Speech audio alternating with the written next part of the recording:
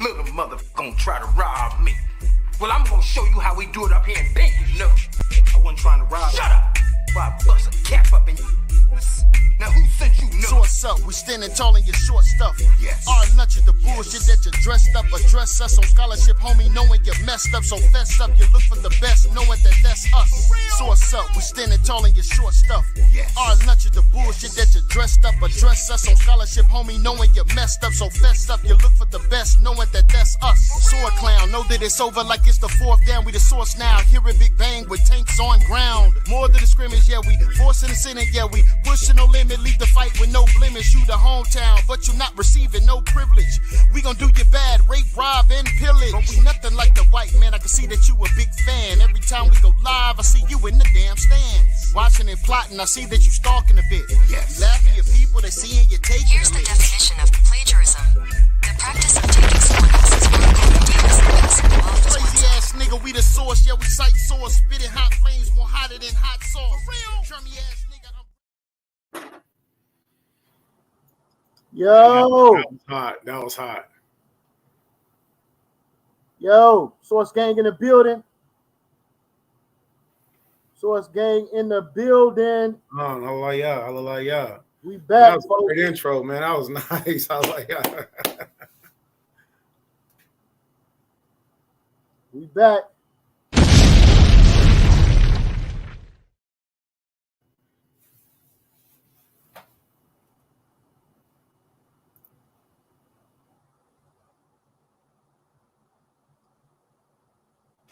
Yeah, we back, man. We back. We got a great fight tonight.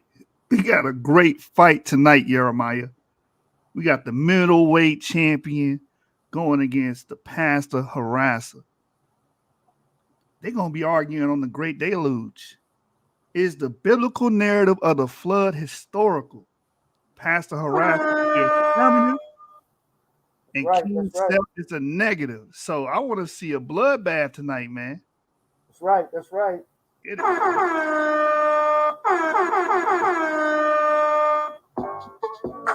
Yeah.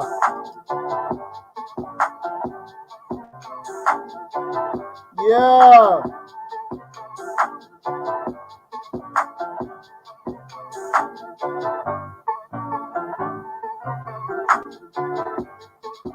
That's what it's about, man. Huh? Are you going home with the gold? Huh? Yo, man, shout out to my millennials, man. Check out my t-shirt, man. You gotta be a certain age to understand what this is, right? Huh? Yo, Trust Debate League, man, we back in full effect, man. We got a powerful show for y'all tonight, right? We got the middleweight champion in full effect, man. Let me tell y'all something right now. Y'all better put some respect on the middleweight champion's name, man, right? This is the only rematch in the first round of the Elimination Chamber tournament for 500 big ones. Do you have the testicular fortitude to make it to the finals and challenge YASHAR-YA'OH for the heavyweight championship belt, man? And it's already official. The second place will be challenging Kyng Seth for the middleweight championship. If you lose, send that belt on back so we can get that to the rightful owner of that championship, man. YASHAR-YA'OH, Scholastic Bully, Source Debate League heavyweight champion. What's good? Hey, man, somebody got to go home tonight, bro. Somebody getting eliminated tonight, brother. That's all I know. You know, somebody going to be on the mat looking up at the lights. You understand? And the other brother going to be victorious and move on to the next round. You understand? So I want to see what these brothers got, what they can bring to the table. I want to see if that brother's still worthy to hoist that belt, brother. I want to see that. Do he still got it? I want to see, do he still got it, man? Let's get it. All right, man. So look, man, without further ado, man, we're going to get right into it, man. We got the judges in attendance, right? YASHAR-YA'OH, you want to introduce the judges? Yes. So we got some good judges, man. I got to bring that out first before we even introduce them. This platform here, we're a diverse judging system, and we make sure we cut back on bias by diversifying the judges. So I want each judge, when I call your name, to explain to the panel your ideology and who you are. I'm going to start with my brother, Adam K. Introduce yourself and explain your ideology. Wonderful to be here, Adam K. Pleasure to have the opportunity to judge. Been watching the channel, met some of the hosts here on Clubhouse, have had some engaging conversations, debates, agreements, disagreements, learning, and I'm an agnostic atheist. All right.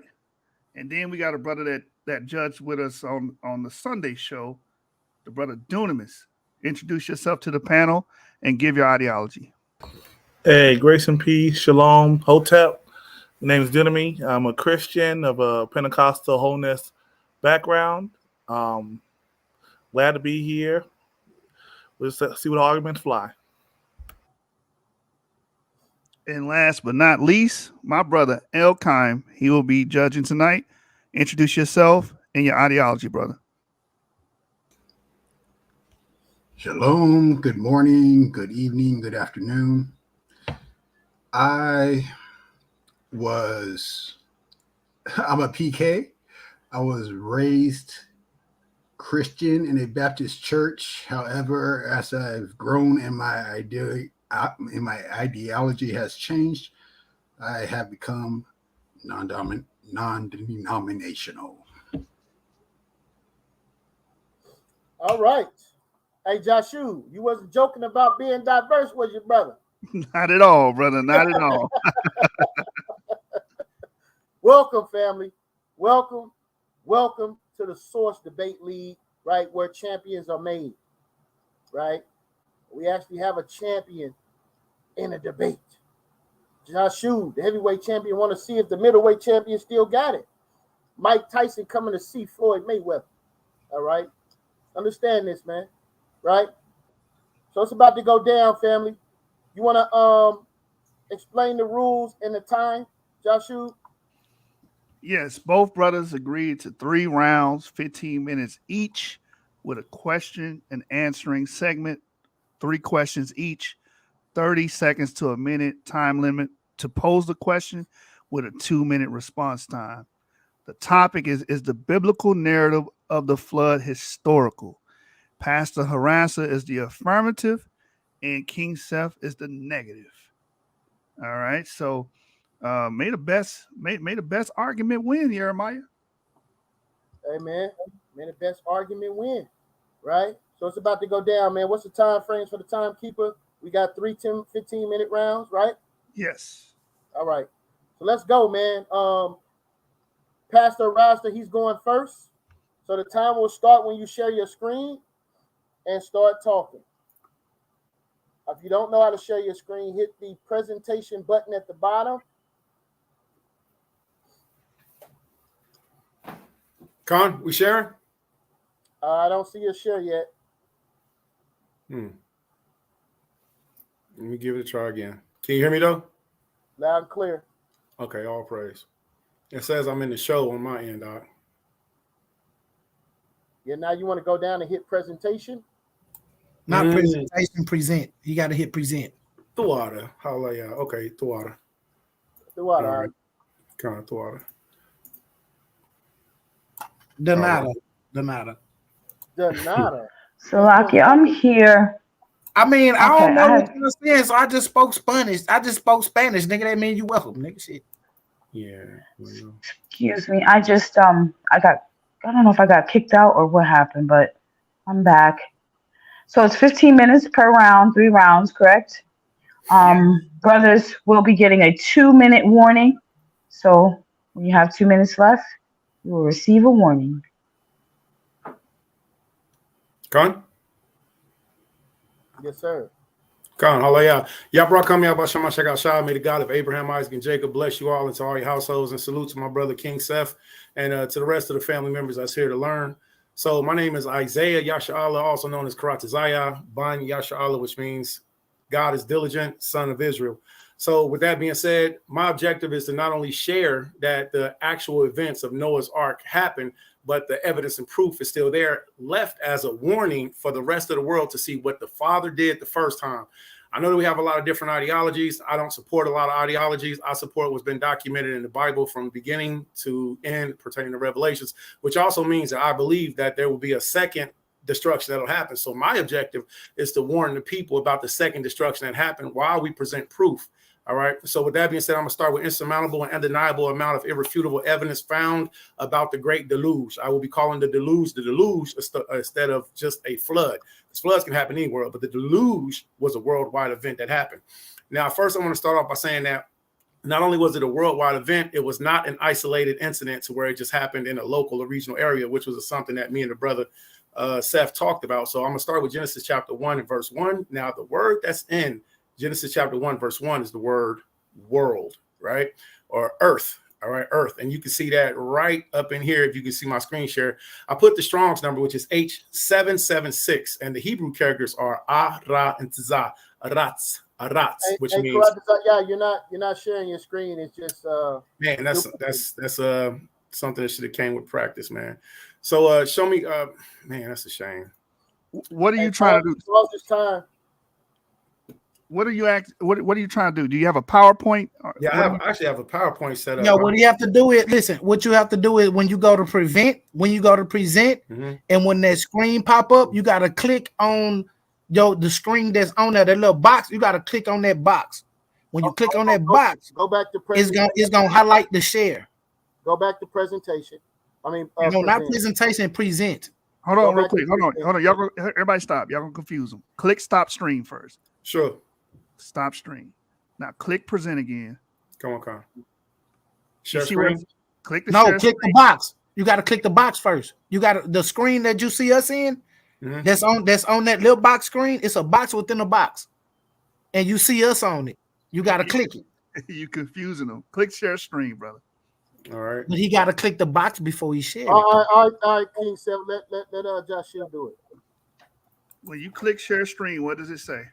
All right, Con. So when I click share screen, all right, it gives me a couple different options. It says entire screen, window, Microsoft Edge tab. Those are my three options. Okay. So do you want to share your entire screen? If you share your entire screen, you can just click your PowerPoint. Okay. Right? Do you have a PowerPoint on your toolbar? You can see PowerPoint. I do. Yeah. So click your entire screen and just click PowerPoint. Okay. All right. All right, so I'm going to hit share, and it's saying share now. Oh, okay, I see what Seth was saying. So click so does that bring it up? Yes. There you go. All praise the Most High. So this is what I was reading. You click the box within the box. Right, come on. Thawada, and Thawada, thank you for everybody helping me. I appreciate you all. So again, insurmountable and undeniable amount of irrefutable evidence found about the great deluge. All right, so at the top left corner, the scriptures, Genesis chapter 1, verse 1, and the Hebrew letters and characters that are there are Ra and Tza, which means the entire earth. It means the whole world. There's two different words that's used whenever we're looking at the world. If we look down at the bottom left corner of the screen, I have another word that's here, which is Strong's H8398. And the word that's there is Ba'alah. It's not Baal, it's Ba'alah, which means a portion of the world. So I encourage anybody that wants to look up these two different references, because I believe that any issue that we have can primarily be settled if you just look up the word in the language it was written in, which is YASHAR-YA'OH. So we're going to start with the word deluge, which I pulled up the etymology of it. And the etymology literally says late 14th century, an overflowing of water, a great flood. And within the etymology itself, it lets you know that the word deluge goes back to Noah's flood in Genesis. All right. A great washing away, or anything that has an overflow. All right. This little screen in the corner is actually bothering. If I click this button, does that take away my screen? No, you're good. Okay. Amen. Excellent. Because I couldn't see. Hey, hold on. Stop his time. Let me give you a little pointer. Absolutely. You see where it say cloudy? You see where it say the 54 degrees cloudy right there? And they got the box. and then they got the 4 box, and then they got the box with that TV with the screen. If you put it on there, it'll blow up your whole screen, and it won't have this on the side of it. So you can blow up your whole screen and just click your mouth and go from slide to slide. Now, see, I'm giving out free points. I appreciate you. All praise. So would you say this one right here, this button? No, go down. Look, go all the way down to the bottom of the screen. You see where it say 54 degrees cloudy? See where it say that? Now look up. You see where it say the 4 box right there? Not that one. And then it go, yeah, not the 4 box. No, go over 2 times. Go over 1, 2. You see the one? No, this little stand. Nah, bro, go back. Okay. There you go. You got it. I think that is that it? Is this it? All right. Oh man, the water. All right, man. Yeah, there you go. Come on, double honor, see a father. You can also zoom in on your words on that too. Okay, the water. All right, so that's where we started at. Okay, I don't want to go over it again, but I really appreciate everybody who helped me out with that. The water. All right, yeah. Kyng Seth, mute your mic while you helping for your own destruction. What's still going on in here? I'm helping nigga beat himself. Real time. Moving forward. So my objective is not only to teach about the flood, but it's to warn the people. Reason being is because there's another destruction that's coming that the first world actually knew about. So Ezekiel chapter 33, verse 1 through verse 9 is for everybody. I'm not speaking to Seth. All right. Seth is a part of this, but I'm actually speaking to the people that's behind Seth. I'm speaking to the people that's actually wanting to hear and learn something different. Now, Seth is a part of this, so I'm not discrediting him, but my objective is to teach the people. So again, Ezekiel chapter 33, verse 1, again, the word of Yahweh came unto me saying, and right here it says, Son of man, speak unto the children of thy people. So this is who I'm talking to, and say unto them, when I bring the sword upon the land, if the people of the land take a man of their coast and set him for their watchman, if he see if the sword come upon the land, he bloweth the trumpet and warn the people. Then whosoever heareth the sound of the trumpet and taketh not warning, if the sword come and take him away, his blood shall be upon his own head. So if you have heard the narrative of Noah's Ark or the great deluge that happened before, and then you see the time frames of what's happening right now, and you don't take heed or take warning to start fixing yourself, getting your things together, learning about the creator of everything, who is Yahweh, the God of the Israelites, the God of the whole world, actually. If you don't take heed to the warning, then you will be taken away. And if we can see that he placed a large boat on top of a mountain encased in ice, and that if that proof and evidence is there, which it is, then we should also take heed to the warning of the future trouble that's coming. And that way we get a chance to be able to fix ourselves before that happens. Verse 5, he heard the sound of the trumpet and took not warning. His blood shall be upon him. But he that taketh warning shall deliver his soul. And that's what we want to do. We want to get our friends, our families, those that's close, near, to be able to have the opportunity to be able to do something different. I don't want to die in my sin and my wickedness, nor do I want my friends or family to eat. I don't even want my enemies to, honestly. They're going to have their portion. But in reality, if we can, we should bring all people to YASHAR-YA'OH, which the world ignorantly accidentally calls Jesus. That's what we should be bringing them to, so they can come to his Father. Verse 6. But if the watchmen see the sword come and blow not the trumpet, and the people be not warned, if his sword come and take any person from among them, he has taken away his iniquity, but his blood will I require at the watchman's hands. All right. So this is our responsibility to be able to teach and draw people to our Father for the sake of saving, helping. All right. So thou, O son of man, I have set thee as a watchman unto the house of Israel. Therefore, thou shalt hear the word at my mouth and warn them from me. When I say unto the wicked, O wicked man, thou shalt surely die if thou dost not speak to warn the wicked from his way. That wicked man shall die in his iniquity, but the blood will I require at thine hand. And that's a warning to the people. That's a warning to us who know better. All right. So if you know better, you don't speak, then you can possibly be putting your own self in jeopardy and losing your own family's lives. All right. Nevertheless, if thou warn the wicked to turn away, so like that.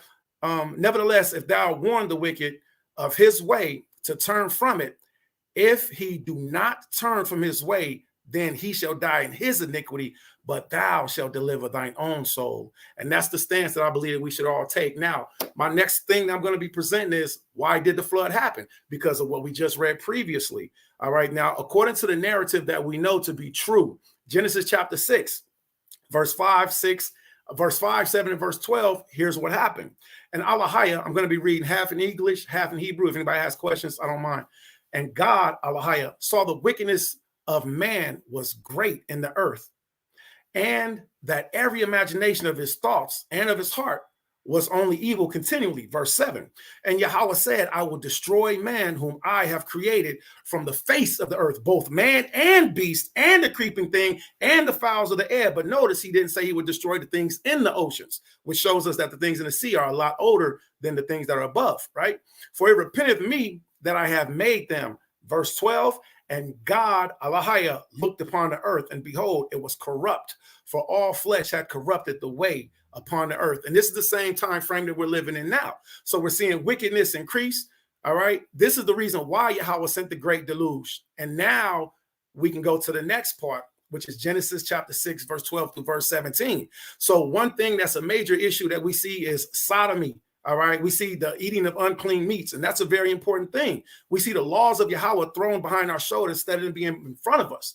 So Genesis chapter 6, verse 12 to verse 17, and it reads, and Yahweh looked upon the earth, and behold, it was corrupt, for all flesh had corrupted his way upon the earth. Verse 13, and Allahaya said unto Noah. Now, it's very important to know that Noah's name is pronounced a lot of different ways. And when I lived in Turkey, they actually came up to the company that we were with, and they called us Noah because of the way that we look, because of the way that we dress, and because in Turkey, they actually acknowledge us as being Israelites. They call us Çocuğu Musa, children of Moses, in the land of Ararat in Turkey.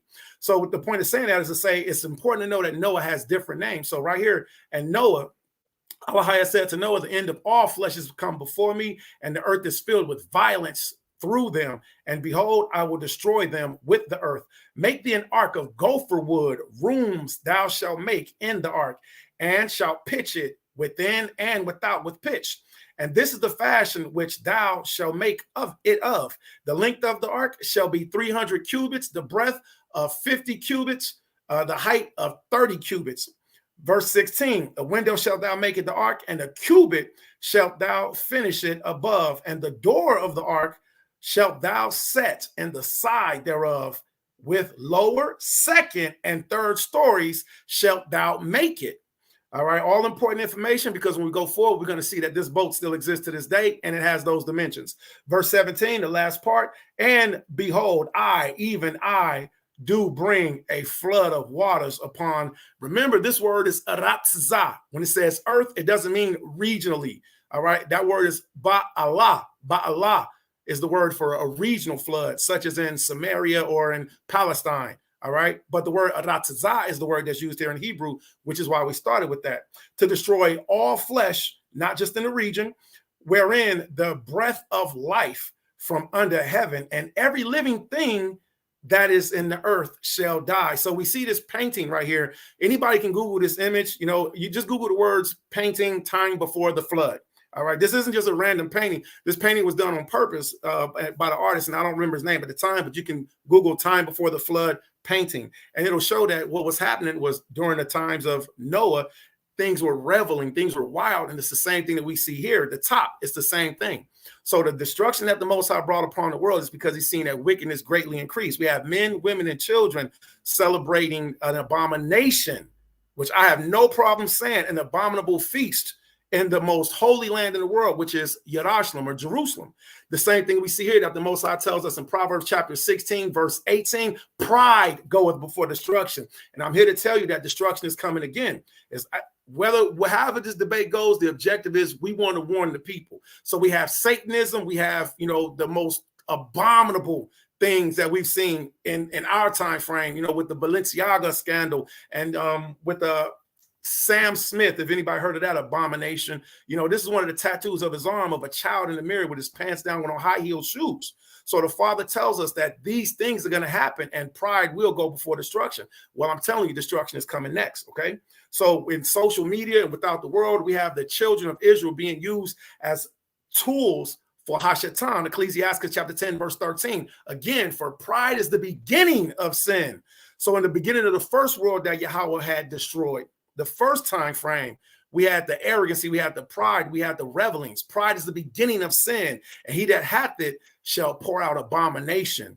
And therefore, Yahweh brought upon them strange calamities and overthrew them utterly. This picture that's in the bottom right corner is a Hamite African family of a grandmother that's 61 years old, marrying her 9-year-old son. Utter abomination. All right. Hell, Satan is a documentary that anybody can just watch right now on TV. And the whole objective is to 2 minutes. Absolutely. 2 minutes. With that being said, I'm very grateful. So lastly, on this point, Genesis chapter 18, verse 1 through verse 4 is understanding where the ark of Yahweh is currently located. All right, which Noah and his family navigated and is right now steadfast planted, which will lead me into the next segment. So with that, I yield the floor.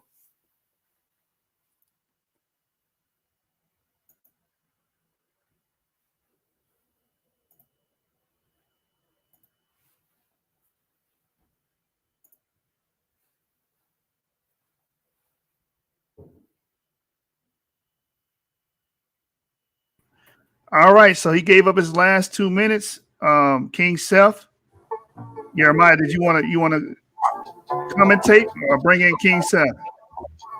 No, let's rock and roll, man. Great round throughout the Zaya. Great round. Clear and concise. Let's go, Kyng Seth. The Texas rattlesnake, it's on you.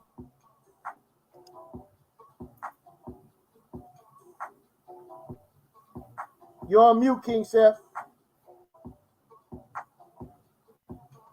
1 second before you get started. We lost the timekeeper.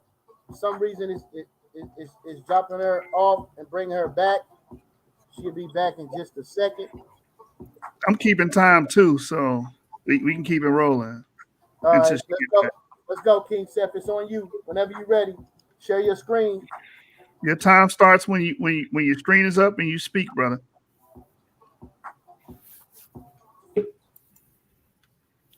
Oh, she's back.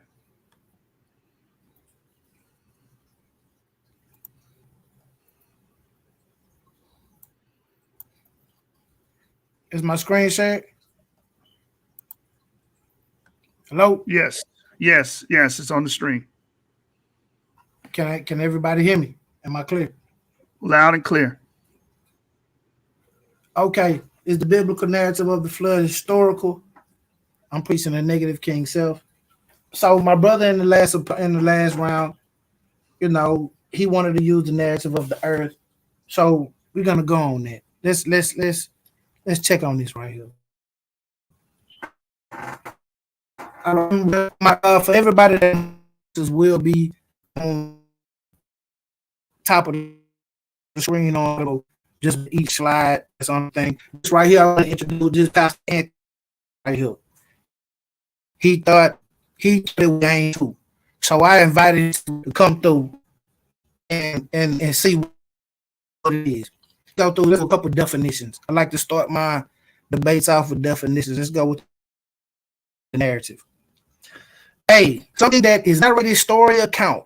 He is writing a detailed narrative of his life on the island. B, a way of presenting, understanding a situation or series of events that reflects and promotes a particular point of view or set of values. Okay, so you know what I'm saying? I see my man up here, his cars moving. So you know, okay, historical, narrative and historical, of relating to or having character history. Okay. Kyng Seth, real based quick, on history. Kyng Seth, your mic is messing up. In the past to reproduce in historical presentation. Okay. Related to history. Based on history. Using in the past to reproduce a historical presentation. Kyng Seth, listen to me, brother. Listen to me. Your mic is distorted. What did you because it was perfect earlier. What are you doing differently? Because your mic started. Let me put then somebody now I got my my wife came in though. Can you hear me now? Hello? I can hear you, but it's still kind of distorted.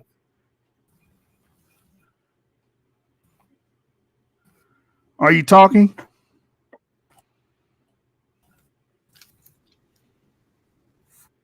If you're there, say something. Hello. All right, now your volume's low. Yeah. Mic check 1 2. Can you hear me? Mic check 1 2. Can you Yeah, hear me? increase your volume. Yeah, I can hear you. My volume need to be up. Hello. Can you hear me?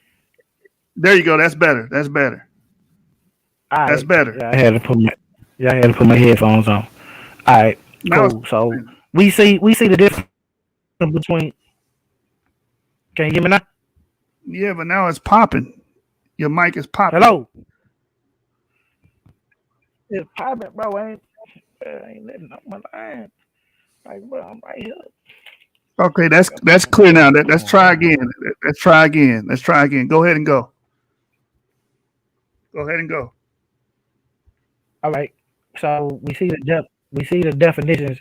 We see the definitions right here, and we see Pastor got his notes right. Let's go to the next slide. All right, Noah and the flood synopsis. This my little niece right here. She gonna be helping me, y'all. You know, she gonna be popping in every now and then for a little thing. I think she say, man, don't waste her time. So, you know, young lady, we not gonna waste your time, but we gonna get to the facts. Noah and the flood synopsis.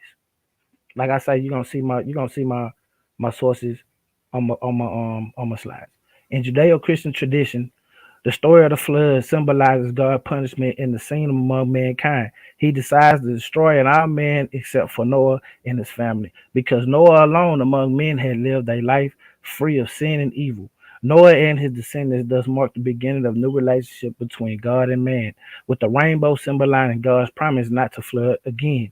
His covenant paves the way for the New Testament of Jesus Christ, whose covenant with mankind will be even more pronounced since Jesus will sacrifice himself for all humans to redeem their sins. All right, let's not waste the young lady time. You see what I'm saying? Let's keep going. This is the narrative. Now, like he said, like the brother said before, he admitted to it's not a regional flood. He said it was the whole earth. And I'm going to concur. Now, as y'all can see, the pastor over here, he champion for this. He's saying the world too. That's what the pastor, this Pastor Anthony of the Holy Bible Baptist Church of Queens or whatever, such and such and such and such. Now let's go to Genesis 6. See, this is 9. Let's go to 6. Let's go to let's go to verse 15 right here. This is how you are to build it. Cubits high. Make a roof for it, leaves below the roof. Open it 1 cubit high all around. Put a door on the side of the ark and make lower, middle, and upper decks. I'm going to bring flood waters onto the earth. Like he said, the earth. To destroy all life under the heavens. Every creature that has the breath of life in it. Everything on earth. Now I want people to remember this word. Earth. Because this is not just saying regional, like he said. Like the brother admitted in the first round. That this is not a worldwide, this is not a regional flood. This is a worldwide flood. Let's get it.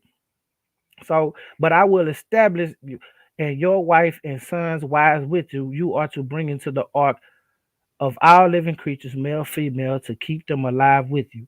2 of every kind of bird and every kind of animal, and of every kind of creature that moves along the ground, which come to you. Blah blah blah. We know what he said. That. Let's go to the next one. Let's get our thinking pad out, let's young sis. Let's get it.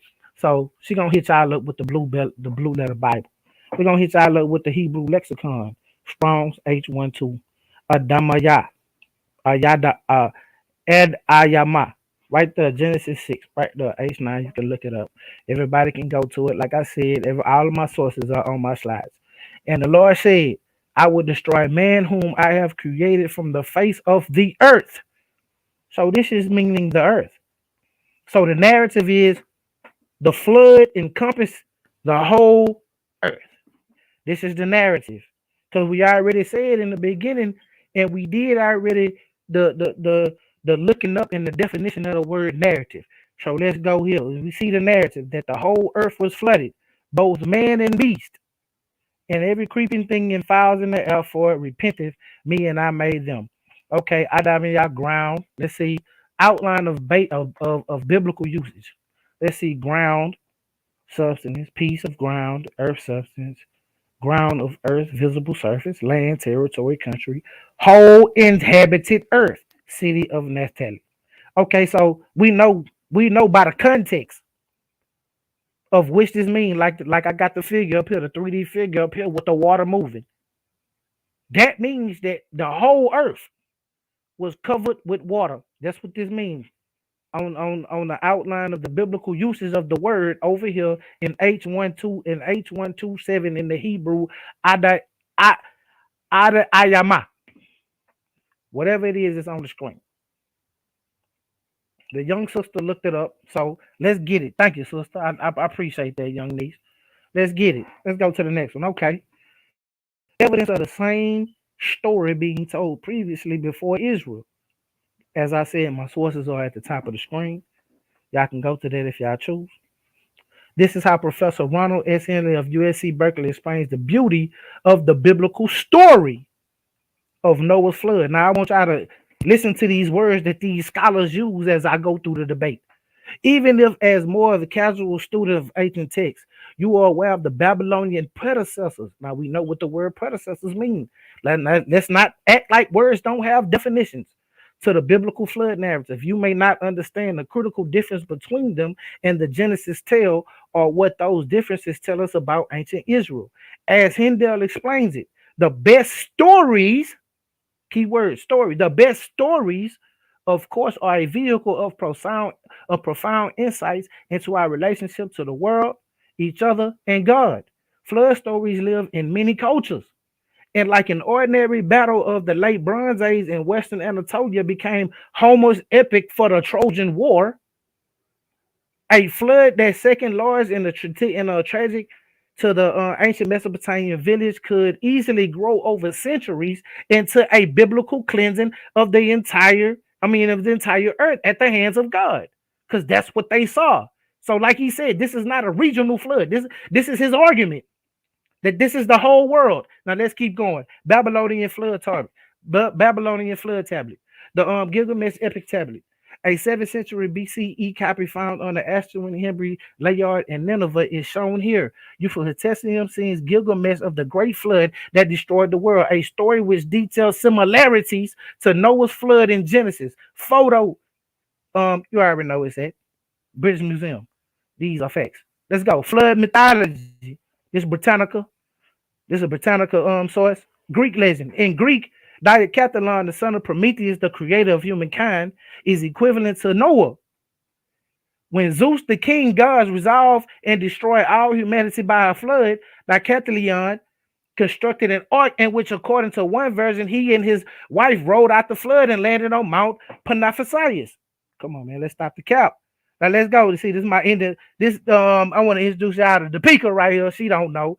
This my Indian, which she don't know. That's why she's shaking her head, because she from India. She like, hold on, right? According to the Indian flood mythology, man, Manu was a sole survivor of a great flood, combining characteristics of the Hebrew Bible figures of Noah and Adam, the first man, and the Shinetha Pi Brahma.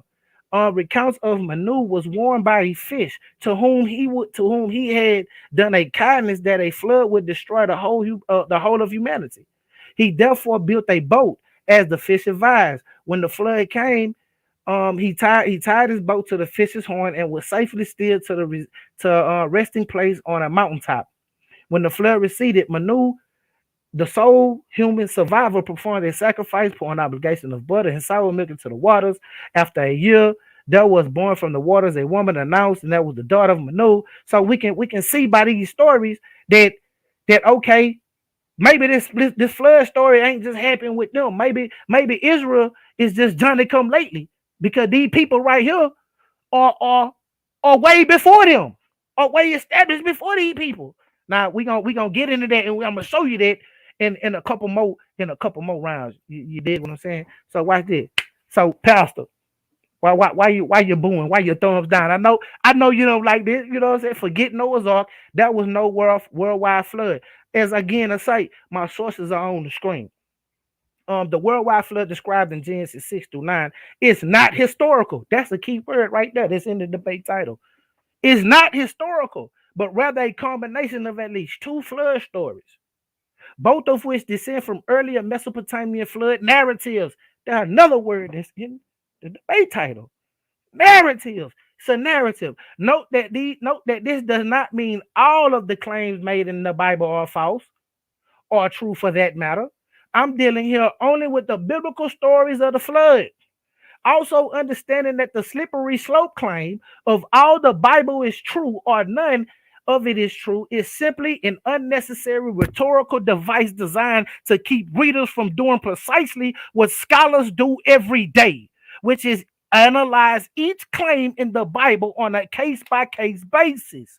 It is not necessary to accept an all or none stance toward the Bible. Now, watch this. This is a quote from Dr. Robert Galley of the University of Iowa in America, the Mensa. He say, in order to even entertain the possibility of a worldwide flood, one has to bypass all laws of physics, exist the realm of science, and enter into a realm of miraculous, which many believers are willing to do. If you're willing to do that and just keep telling your children that Santa Claus real, that's you. But don't come to me trying to tell me it's real, because look, get your notepad out. There you go. Look, Pastor. Look, the Pastor. You better get your notepad out. That's what I'm talking about. Forget it about Noah's Ark. There's no Wi-Fi. Most biblical, not as I say, my sources are at the top. Most biblical and hello, can am I still here? Can people hear me? Loud and clear. You're clear, okay. brother. Okay, cool. Most biblical and ancient Near Eastern scholars argue that the flood is a mythical story adapted from earlier Mesopotamian flood accounts. These early accounts include 17th century BCE Sumerian flood myth Eridu, Genesis 5, the 18th century BCE Akkadian Atreyu Hasis, the Epic of Gilgamesh, which are some of the earliest known examples of the literary style of writing. The most complete version of the Epic of Gilgamesh known today is preserved on the 12th clay tablet from the library of Assyrian king Ashurbanipal. I mean, 685 to 627. This extended Akkadian version derived from the earlier Sumerian versions. In the story of Gilgamesh, Hyperion, a wild man beast named Enkidu, traveled the world on a number of quests and ultimately displeased the gods. 2 minutes. 2 minutes. Okay, since my 2 minutes, let's get down to the nitty gritty. These flood stories appear to have been transmitted to the Israelites early in Israel's history. Contact between the Assyrians and the Israelites is known from the conquest of Israel and its capital Samaria in 721 BCE by the Assyrian king Shalmaneser, 727 to 722 BCE, and from the attempted conquest of Jerusalem by the Assyrian king Shetharab, 704 to 681. These stories were apparently modified to conform to a monotheistic faith, but retain characteristics such as the destruction of nearly all living things via a flood, the salvation of a select few people and animals, and the construction of a boat in regret to the deity, and the regret of the deity for the flood, prompting the promise not so to do so again. Thus, like many of the early stories of Israel's primordial history, the flood story appears to be an adaptation and the integration of a previously known myth into the theology of Israel. So what this is saying is that this story was adapted from stories before. So he hasn't proved within the time of Noah that it happened within his time, because these are stories that was already told the same way, the same thing, just different names. It don't matter what you do to it, it's still the same story. Now the narrative is the worldwide flood, not regional. Like he said it's not a regional flood. I'm saying that it is a regional flood, but it was not a worldwide flood via the narrative of the debate topic. The debate topic is the flood story, the biblical flood narrative, and historical act. Is it historical? And that is the narrative. I proved the definitions in the beginning. I went to the time. That is time. That is time.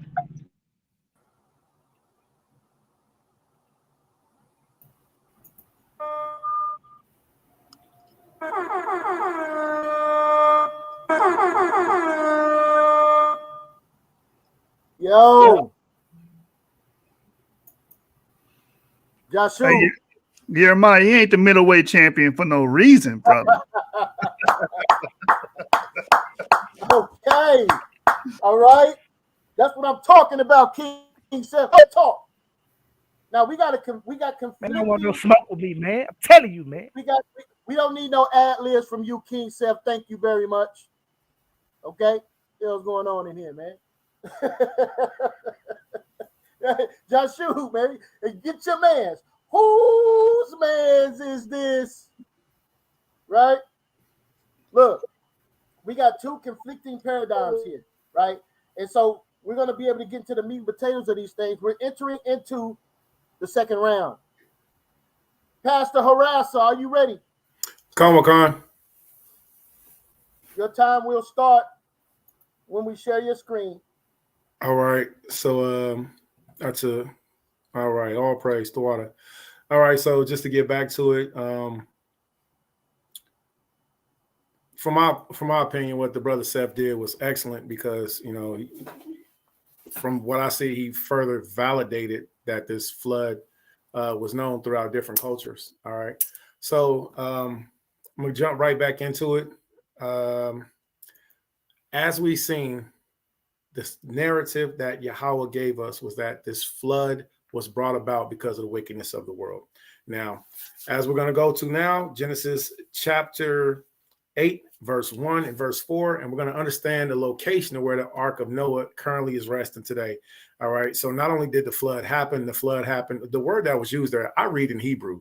All right. So I'm going to let everybody know the word is Aratzah. All right. That's the correct word that's used for world, and it means earth. It means the entire earth. And then even in Seth's definition that he gave, there was a word that was skipped, which was the entire world, the entire land. So if anybody's seen that, the word that's there is actually Aratzah. All right. So let's get back to it. And Yahweh remembered Noah. If you look at the top left corner of the screen, now the location of where Noah's Ark is currently right now at this time is in the mountains of Armenia, is in Turkey. All right. So we have a map, we have a representation of what Noah's Ark is.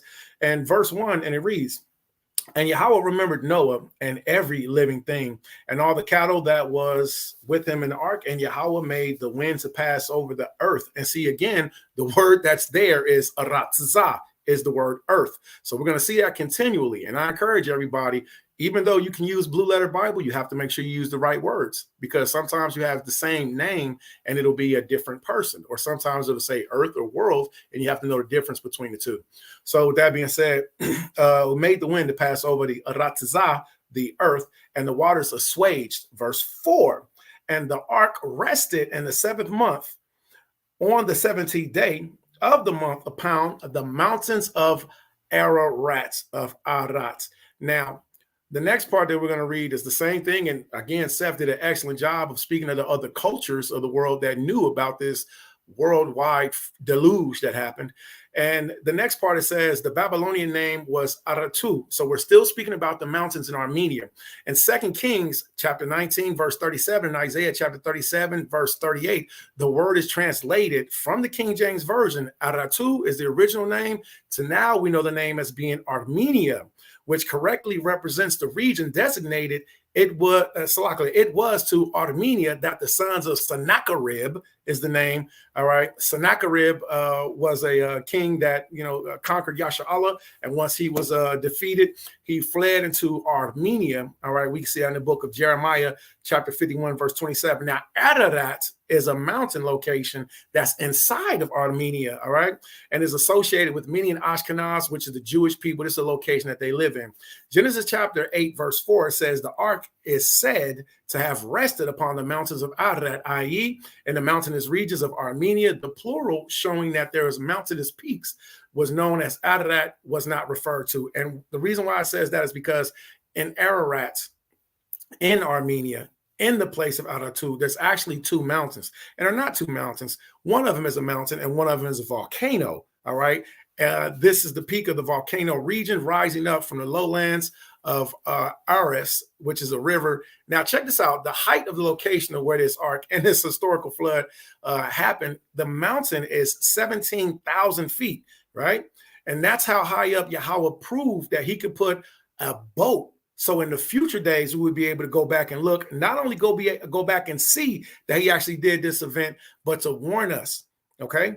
So we have another mountain right next to it. There's 2 locations, and the other one is 13,000 feet. Now, here's a historical reference that we're going to use, which is Flavius Josephus' Antiquities of the Jews, which was a master historian of the Levitical priesthood of the Israelite culture. Now, I do agree with Seth that the narrative came all the way down to every culture, but it's not that YASHAR-YA'OH or Israel, we adapted it. We just had a better record of it. And the other cultures that didn't know the exact record, but they knew it happened from a flood, all of us came from 3 sons of Noah, which was Shem, Ham, and Japheth. So the other cultures knew about this flood, but Shem's bloodline, which passed all the way down to Abraham, Isaac, and Jacob, we kept better records. So Flavius Josephus at the top of the screen in the top left corner, it says AJ, which means Antiquities of the Jews, 131. All right, and it reads, now the posterity of King, it doesn't say King. Now the posterity of Seth continue to esteem Yahweh as the almighty power, as the Elohim of the universe, and to have the entire regard of virtue for 7 generations. But in process of time, they were perverted and forsook the practices of their forefathers and did neither pay those honors to Yahweh, which were appointed them, nor had any concern to do justice towards men. And this is the direction that the world is going now. So we started off showing honor, reverence, and respect to the Most High, which everything was fine when we stopped. Then he brought the great deluge upon us because the world had flowed into a pattern of wickedness. All right. So, but for what degree of zeal they had formerly shown for virtue, now showed by their action a double degree of wickedness, whereby they made Yahweh to be their enemy. But Noah was very uneasy at what they did, and being displeased at their conduct, persuaded them to change their disposition and their acts for the better. And that's what my stance is, to tell everybody, not only did this worldwide deluge, which we read the definition of it, I showed the word and the correct word in Hebrew of Harassa, but also to warn everybody that there's going to be another destruction that's going to come. So when we go to these other slides and we see that the world powers knew about this great deluge, and that also this large ark is still in the world, now we have something to look at and say, well, hold on, there may be a future, definitely will be a future judgment coming that we want to prepare ourselves for. Now, here's a few precepts on Noah. For those who don't know, we have Hebrews chapter 11, verse 7. It says, by faith, Noah, being warned of Yahweh, of things not seen as of yet, moved with fear, prepared an ark to the saving of his house by which he condemned, and we have the word world again. Now, again, I encourage everybody, go to the scripture. The word is Harassa, which means the entire planet and absolutely not regional, which again is why we have to know how to not only pick a word from Hebrew, but we have to know how to read Hebrew, okay? All right, and became heir of righteousness, which is by faith. Ecclesiastes chapter 44, verse 17. Noah was found perfect and righteous in the time of wrath. He was taken in exchange for the Harassa. Therefore, what was he left as a remnant unto the earth when the flood came? So we see 2 different words are used there. So that's why it's important, again, to do every word that you see. Whenever you're doing research and body off, which I encourage everybody, Hebrew is super easy. If you need help, you can contact one of us and we'll help you. Verse 18, an everlasting token or a covenant was made with him, that all flesh should perish no more by the flood. 2 Peter chapter 2, verse 5. And what? Yahweh spared not the old world, but saved Noah, the 8th person, a preacher of righteousness. All right. The flood upon the Harassa. This word is everywhere, upon the world of the ungodly. So what was this token that Yahweh left? Yahweh left us the token. In the background, you can see it's not me, it's an image of the rainbow. That's the objective, is to say not only did this flood happen, but the promise that the Most High gave us. In Sirach chapter 43, verse 12 through 11 through 12, Yahweh told us to look upon the rainbow and praise him that made it. Very beautiful it is in the brightness thereof. Verse 12, it compasseth the heaven about with the glorious circle. The hands of Yahweh the Most High hath bended it. All right. So Yahweh gave us this promise after he did the great deluge. All right. Genesis chapter 9, verse 13. I do set my bow in the clouds, and it shall be for a token of covenant between me and the Strong's word. H776 is Harassa. So the incorrect word was used. And again, we have to know how to speak Hebrew. And anybody can go and look this up. That's the word that's used in Hebrew, not the word that Seth used earlier, which means the whole world. All right, so to move on forward, historical references of the Ark and the flood in Armenia, modern day Turkey. Again, Flavius Josephus, Antiquities of the Jews, book 1, chapter 3, paragraph or line 1, paragraph 93. Now, all the writers of the barbarian histories made mention of this deluge. All right, so we can see world cultures all over, including Egypt. All right, gave reference of this great deluge, of this great flood, among whom is Berosus, the Chaldean. Again, as Seth said, the other cultures knew about this, and it was not, again, I repeat, it was not a regional flood. We both agreed on that. It was a worldwide flood. But Berosus, the Chaldean, for when he was describing the circumstances of the flood, he goes on to say thus. It is said that there are still some parts of the ship in Armenia, as we've seen, is Turkey, modern day Turkey today, at the mountain of the Chaldeans, and that some people carry off pieces of the bitumen. Those are pieces of wood. There are literally people right now in Turkey that go up to this mountain, break off pieces of this ark that's encapsulated in ice, and bring it back down to prove that Yahweh destroyed the first world. I don't care if Seth is right or not. All I care about is showing the truth and then telling people that Yahweh is bringing the judgment. He put a boat on a mountain encapsulated in ice 17,000 feet above in the sky, excuse me. And there's not enough water in the oceans of the world right now that can reach up that high. So there had to be a worldwide deluge. We have to believe the narrative of the scriptures. Either that or suffer the consequences to come. All right. That's the warning. All right. At this mountain of the Chaldeans, and some people carry off pieces of the bitumen, which they take away and use chiefly as amulets for the averting of mischiefs. All right. We have Hieronymus, an Egyptian also. So we see even the Hamites, the Egyptians, the children of Canaan, they gave narratives, which we're going to look at that also, explaining this worldwide deluge. Okay. Who wrote the Phoenician antiquities, Menaeus, and great many more make mention of the same. All right. Now, Nicolaus of Damascus, please everybody go look him up. In his 96th book, have particular relation about them, whereas he speaks thus. And the great mountain in Armenia over the Minyas called Baris. Baris is the name of the mountains also in Mount Ararat. It was called Baris, all right, in cuneiform, all right, upon which it is reported that many who fled at the time of the deluge, remember the word deluge means global flood, all right, were saved, and that one who was carried in an ark came on shore upon the top of it, and that the remains of this timber were in great while preserved. This might be the man whom Moses, the legislator, which means the lawgiver of the Jews, wrote. All right. The travels of Marco Polo. So we're looking at more historical and biblical references. So Marco Polo, the historian, right? Let's see what he says. His section is called Armenia in book 1, chapter 3. The people of that country are the Armenians and are subject to the Tatar, which was the ruler at the time. And you must know that in this country of Armenia, that the Ark of Noah's existence, the Ark of Noah exists on top of a certain great mountain, on the summit of which snow is so constant that no one can ascend, that no one can ascend, for the snow never melts and is constantly added by new falls. So the point of saying such is to show that we have multiple historians, we have, different cultures, and these are not 2 minutes. Excellent. 2 minutes. Excellent. These are not people that didn't know world history. So now we're looking at in-world cultures' knowledge of a land-changing deluge supported by geology.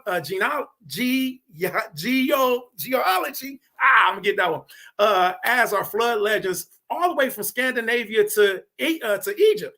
All right, so these are different representations of different cultures, from Arabic to Hindu to Hindi, and my favorite is Nun and the great flood story narrative that we see of the Egyptian false goddess holding up a great ark with 8 people above it. 1, 2, 3, 4, 5, 6, 7, and the 8th one. So not only is every culture in the world knowledgeable of this, but also didn't speak about a regional flood. This image right here, 1, 2, 3, 4, 5, 6, 7, 8. And this is one of my reasons why I like to say that I salute the Egyptian culture, because they further prove the biblical references. All right, next slide. I'm going to yield the floor on this. All right, this is called antediluvian or pre-flood, which Seth spoke about earlier, Sumerian information, which is going to show more details in cuneiform how the flood actually happened. And it happened over time and across the world. And with that, I yield the floor.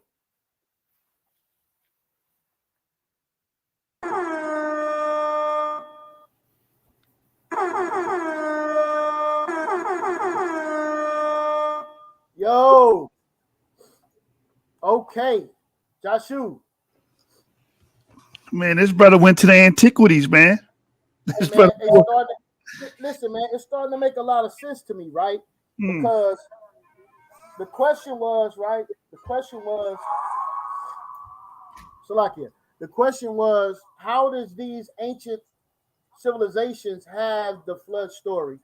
Is the flood story a copy, or if it's not? According to the brother's understanding, is that this flood story, right, predate all existence, right? And it's something that had a trickle-down effect from generation to generation. I think that's a powerful point. And hey, listen, that 8 man on that Egyptian hieroglyph, woo, Joshua, I don't know, man. Let's go, Kyng Seth. Where you at, man? Where's you at, brother? He definitely was punching. He was punching, brother. Woo! I don't know, man. Where's Kyng Seth? He ain't on life support, is he? Nah, I just brought him up. Oh, here you go. Kyng Seth already going. He already going, not even on stage. Man, can y'all hear me? Yeah. Hold on, brother. Hold on. Let's get you. You ready to go? Man. Nah, man, hold on. Y'all bamboozling me. Hello? Nah, we got you. Don't do the Akmalak, brother. Please. Y'all can hear me. Hey, come on, Joshua, come on. Can y'all hear me, man? That's what I'm asking. We can hear you, brother. All right, cool. Y'all see my young sister right there, man. She looking at y'all like, man, the narrative is the worldwide flood, not regional. Like he said, it's not regional. You see what I'm saying? See, I thought he was going to come in and put up a fight, but he off topic. He going off faith. He talking about we got to believe. What you mean we got to believe? I'm going off facts. I'm going off what's real. Come on, sis. Come on, yo. Sis, the pastor down there talking noise. Come on, let's look right there. Pastor, you beat me here? His heart beating. Okay. Regional evidence of the Noachian and the similar floods. 2 rivers of the Euphrates and the Tigris flow through Mesopotamia, which is now the country of Iraq, figure 1, which there are several layers that expose rocks near these 2 rivers in southeastern Mesopotamia that are likely flood deposits. Most are about a foot thick, but one as much as 3 meters thick.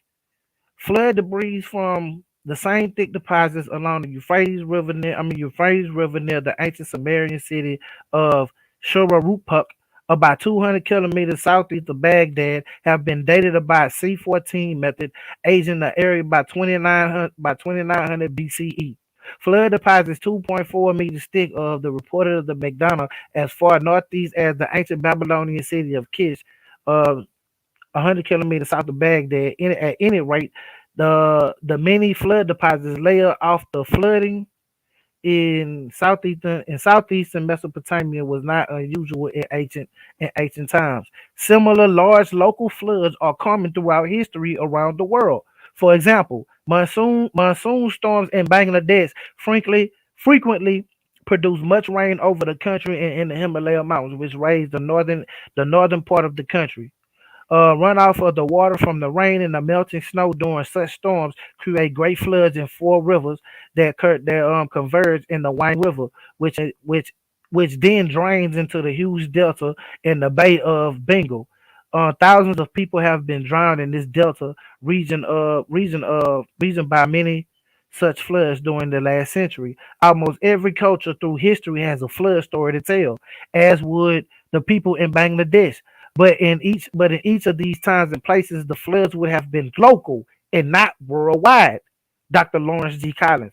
Now, see what they saying is that when it rain off in these mountains and it be snowing off in these mountains in the winter, when it thaw and when it rain, all the rain come down to the flatland because that's where the people settle. The people settle down by the river, and the people settle down by the flatland. So that's like any civilization. If you want to go find any ancient civilization, all you got to do is go by a ancient riverbed, and I guarantee you, within 100 yards, you're gonna find some type of civilization 360 degrees. You're gonna find something dealing with some type of people because people live by the water source. And so the water ran down from the mountains as it thawed and as it rained and pulled down where it was low land like a puddle.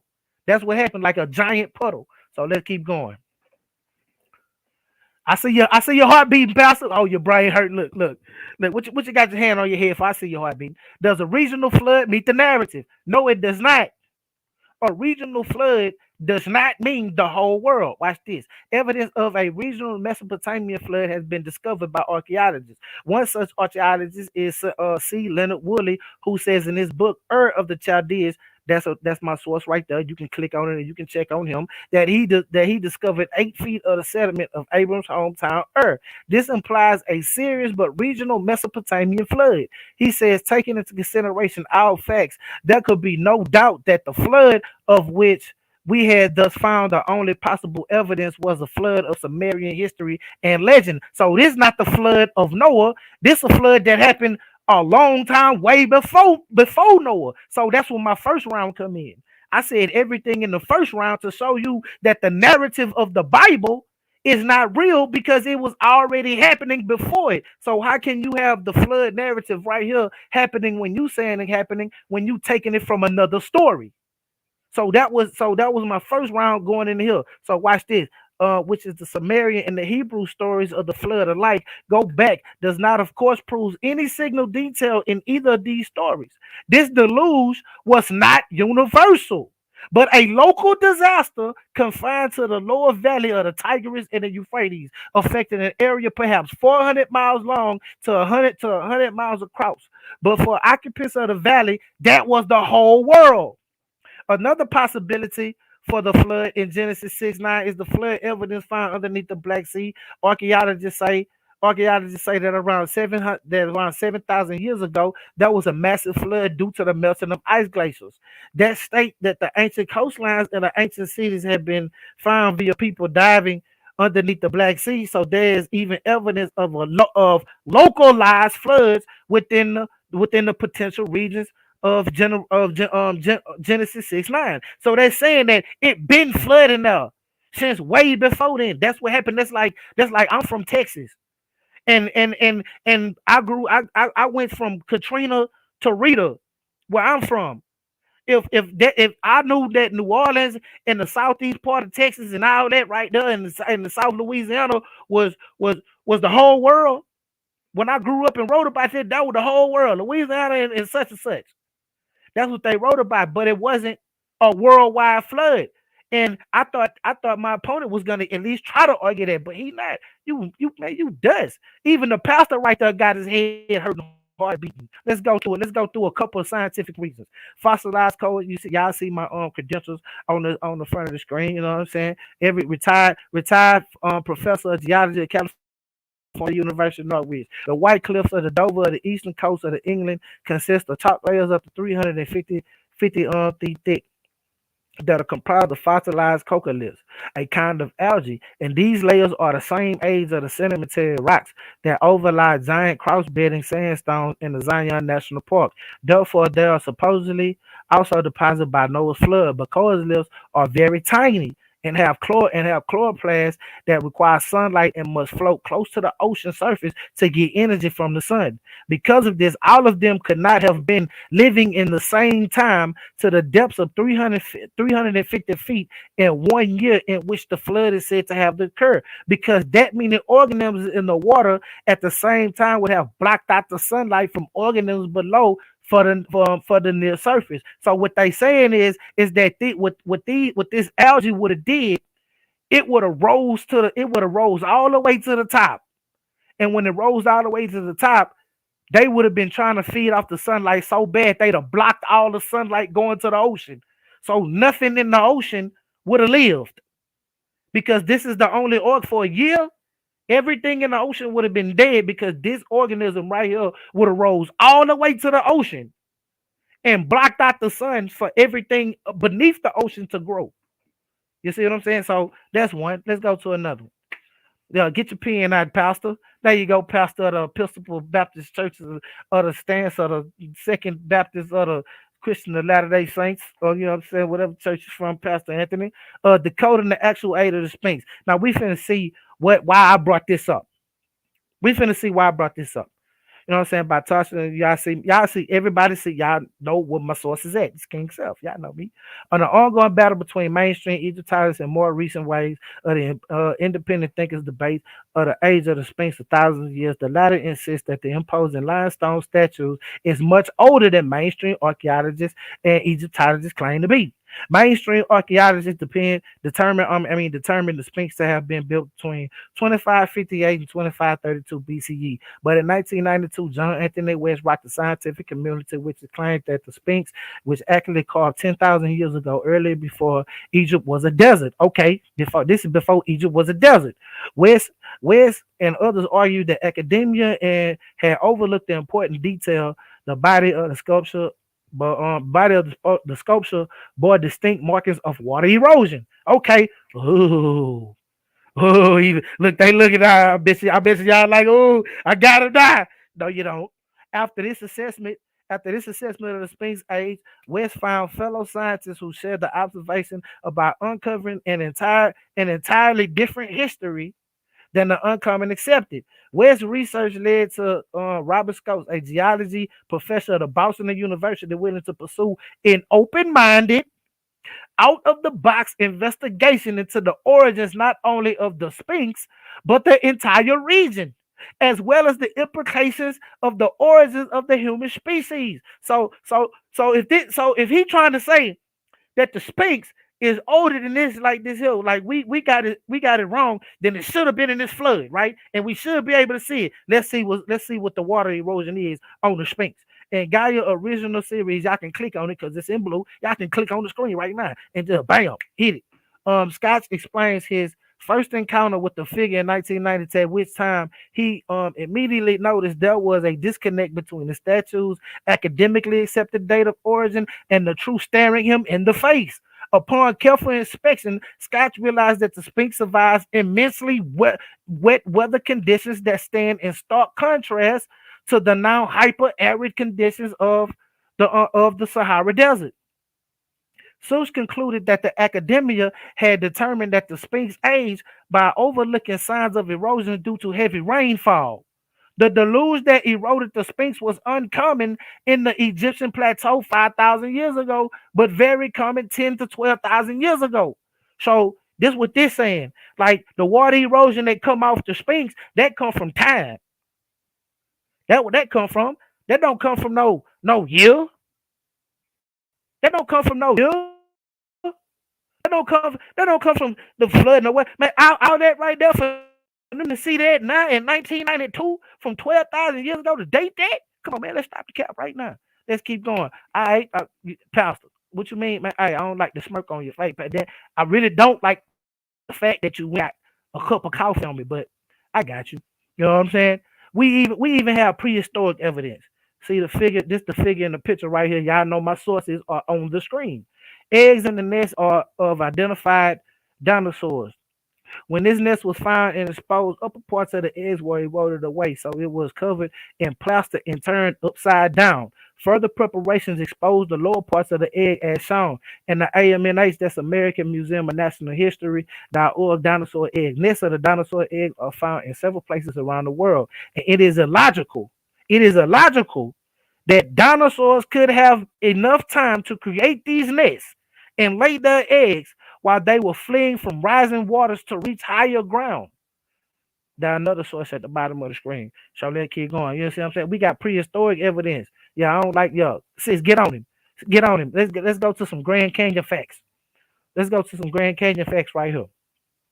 The stair-stepped appearance of erosion and sedimentary rocks in the Grand Canyon with sandstones and limestone forming cliffs and shells forming gentle slopes cannot happen if all these rocks were deposited in less than 1 year. What they saying is that if it was a worldwide flood in the Grand Canyon, all these sandstone rocks and all these limestone rocks, because limestone rocks, they're easy to chisel.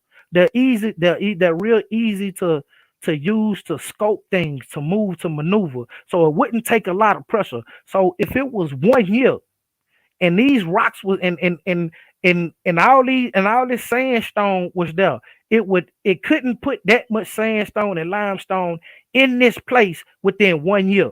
So let's keep going. If the Grand Canyon had been carved soon after these rocks have been deposited by worldwide flood, they would not have the time to harden into solid rock. 2 minutes. 2 minutes. Thank you, sister. They would have not been time to solid rock and would have been saturated with water. Therefore, the sandstones and limestone would have slumped into carving of the canyon and would not have formed cliffs like the form above up here that's circling my 3D. You see how it slumped right here? That's what would have happened, and not at the bottom figure with the jaggeds. Water does not make 90-degree angles. Water does not make straight lines. So, you know what I'm saying? Let's go. I really want to. I'll get back to that one. Let me see if I can get to this next one and kill the game real fast. Okay. Well, you know what? I yield time. I'm going back. I yield time. The brother said he yields. He yields time. All right. All right, brother. All right, man. All right. Well, listen, man. That geological studies and the geological information concerning the sliding of rocks, Joshua, that's powerful. This is why this man is the middleweight champion of the Source Debate League, man. Let me make that extremely clear. If you thought it was going to be a cakewalk, you were sadly mistaken, all right? Understand that. All right?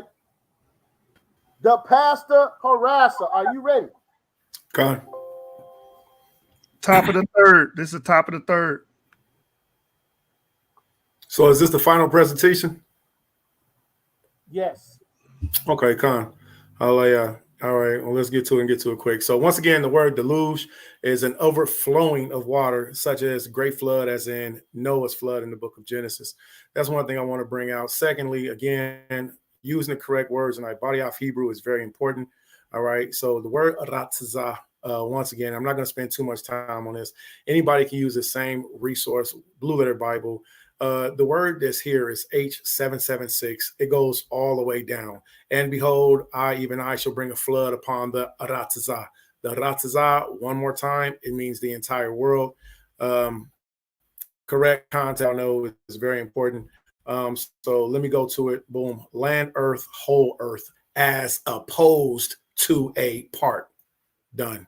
So let's go ahead and go to the next part. I'm going to close that window real quick. We have a CIA file. For those of you who don't know, the CIA Central Intelligence Agency, they did an investigation, and it was called the Mount Ararat Anomaly. All right. The Mount Ararat Anomaly, to where they investigated Noah's Ark and the deluge. Again, I'm not going to spend too much time on it being regional or local, because that's a finished point. All right. So this file is public record, and I've shared it, and I will share it again if anybody who would like to see it. So going back to showing how even the Hamite culture showed and proved that not only was one man and 7 people saved on a large ark, but that it covered the whole world. All right. The Harassa, not a regional thing, as Me and Seth both agreed to. Seth brought this up earlier. He did a really good job on it. This is the antediluvian, which means the pre-flood narrative. All right. And the pre-flood narrative in the story called the Epic of Gilgamesh, we see that there was a man who was a representation that was like Noah, which we know that the great flood goes back throughout all cultures. All right. So in this culture, we see that this flood happened, and the same thing, the same word is used. It's the word deluge. All right. Now, another beautiful part about it is that even in this, where the cuneiform letters or characters are being used, we see that the so-called ark is called the so-called Ark tablet, all right, Babylonian flood tablet, all right, which shows us that the tradition is that the Armenian location of where the Ark of Noah is currently resting today happened in a universal flood upon mountains called Massis. And then you can see the cuneiform letters, characters over here. My source is down here at the bottom if anybody would like to look that up and find out the details of it. So again, even more showing that this is a worldwide event that happened that everybody knew about on the planet. All right. I think that outside from my opinion, whenever we can see that other cultures are all saying the same thing, and we should pay attention to that. There's not one culture on the planet, you know, that doesn't know about a deluge, a great flood. Now let's revisit the resting place of Noah's Ark, which is in the location again, Turkey, Armenia. All right, and it tells us that when the rain ceased, that the water did, but just began to abate after 150 days. That is on the 7th day of the 7th month. It then ceasing to subside for a little while. After this, the ark rested on top of a certain mountain called Armenia. So not only proving that Noah's Ark is a real item, it's a real antiquity. All right. The deluge happened. And I don't care if a person believes that it was regional or local. I don't care. What I care about is actually seeing, okay, well, did this event happen? This event did happen. Okay, so that means that this book that spoke of it happened. Okay, so that means that this book that spoke of it also prophesied that there would be future events that would happen, which we've seen. Every prophecy that we've seen in the Bible up to this time frame has happened and come true. So the next thing that we'll be looking at is the destruction of the next world and the coming of YASHAR-YA'OH, which is what we want to protect ourselves from by getting back on the right path. Therefore, however, the Armenians called this place the place of descent, for the ark being saved in that place, its remains are shown there by the inhabitants to this day. All right, Flavius Josephus, Antiquities of the Jews, and it reads, now the sons of Noah were 3, Shem, Ham, and Japheth, Shem, Japheth, and Ham, born 100 years before the deluge. This word is constantly being used. All right, so I'm not good at playing word games. I just say exactly what it is. I'm not accusing nobody of it. I'm just really good at being specific.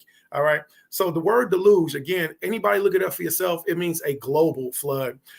These, first of all, descended from the mountains unto the plains, which Seth excellently spoke about, that after the deluge, that the waters assuaged and went down from the mountain of Ararat, and the people lived in the plains of Mesopotamia. All right, so, and fixed their inhabitations over there. Now, what we're looking at, in case you've never seen this in real life, is the actual ark that Yahweh saved 8 people on and that the world knows about. So this ark is currently resting on the top of the Mount Ararat, and the CIA Central Intelligence Agency, George A. Carver, 64, retired high-ranking Central Intelligence Agency officer who later made frequent appearances in the media, died of cardiac arrest June the 26th at North Aradun, hospital in Glen Burnie.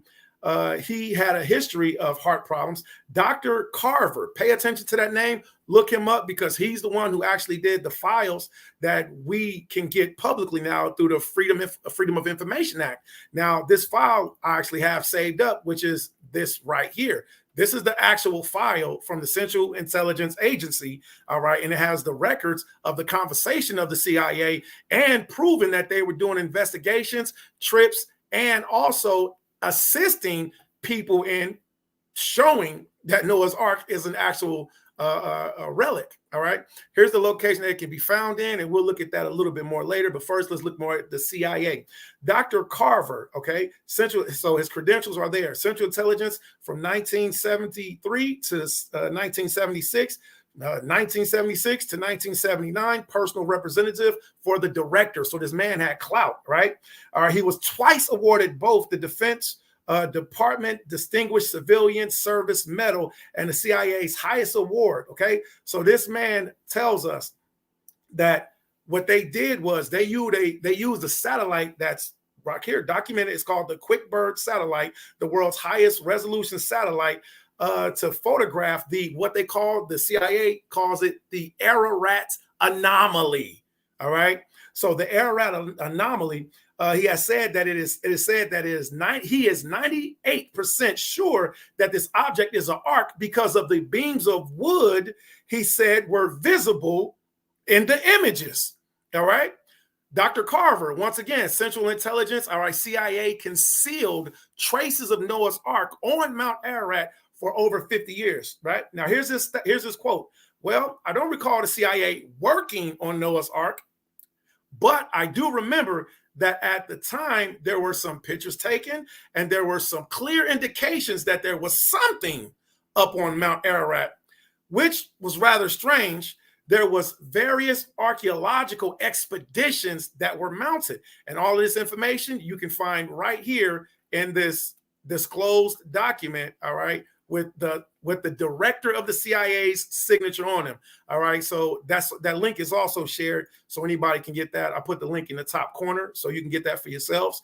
All right, now we see he says it was rather strange that there was various archaeological, the ark was rather strange. There were various archaeological expeditions that were mounted. Now I'm going to skip down to the highlighted part, being short on time. It was certainly another indication that despite its splendor and its work of poetry, what is he referring to? The Pentateuch. He's not referring to the Book of the Dead. He's not referring to the Quran. He's not referring to any other book but the Pentateuch. Listen to what he says. Despite its splendor and its work of poetry, the Pentateuch, the first 5 books of the Bible, might not be at all bad as history also. All right. So working with the CIA, of course, he can't disclose everything, but the man gave enough information to say that the CIA not only was looking at, but has proven that there is an ark on top of it. Now let's look at some more information. These are actually recent pictures that was done within this time frame of wooden structures of people who've actually visited, been inside of Noah's Ark, and that you can get from declassified files from the CIA, including photos and videos. I don't have time to show the videos, but we do have them, and you can get them for yourself. I shared the resource at the first link. These expeditions were conducted not only with the support of the Turkish government agencies, but that of U.S. senators, congressmen, and other State Department at various times. In conjunction with the historical record of sightings regarding the Ark, past efforts have been brought our current focus to bear upon 2 important sites near the summit of Mount Ararat. So going all the way from back to the beginning of the presentation, all the way up, we started at Genesis, the beginning, showed some historical references. Now we're in our time frame. Now we're in our time frame to where we know that this actual event happened. The flood happened. I don't care if you think it's regional or not. Yahweh said it would happen. It did. The next thing that we have is the warning of another disastrous event that's going to happen, which is the coming of YASHAR-YA'OH. All right. So we see what witnesses have reported findings over the past 50 years. This is also one of 2 areas that has shown geometric shape of 90-degree angles. Do you know what that means? That means it's not made out of natural. It's not nature. Nature don't make things in 90-degree angles. These are perfectly cut wooden beams with pegs inside of them, encapsulated inside of ice on top of a mountain. Yeah, Yahweh did that. So what we also see is we see these large stone, these are called anchors. These are anchor stones that were found in the same region that was over 20 of them located taller than humans, most humans. All right. Now check this out. In the small town of Harassa in Turkey near Ararat, there may be over 20 spread out over the vast area. Each one of these 8 stones have 8 carved crosses. Many are half buried, clearly have been there for some time. Discovered over 15 years ago, they are believed by many to be anchor stones for Noah's Ark. They would have acted as stabilizers for the Ark. Now check this out. The translated name of this town, Harassa, it means 8. The town name is after 8 people that survived the flood. Lastly, we're going to look at a couple other images, and anybody can go back and screenshot this. You can share this. You can look at it for yourself. These are the topographical images. Aren't familiar with it yet? I just encourage you to go back and look at it. The government of Turkey, the government of the United States, all of these governments, Russia knows about this. This is a worldwide event. Now, these are actual inside 90-degree angles and perfectly carved wood structures inside of a mountain. Closing warning. Here's my closing warning. Matthew chapter 24, verse 37 through 39. But as the days of Noah were, so shall also the coming of the Son of Man be.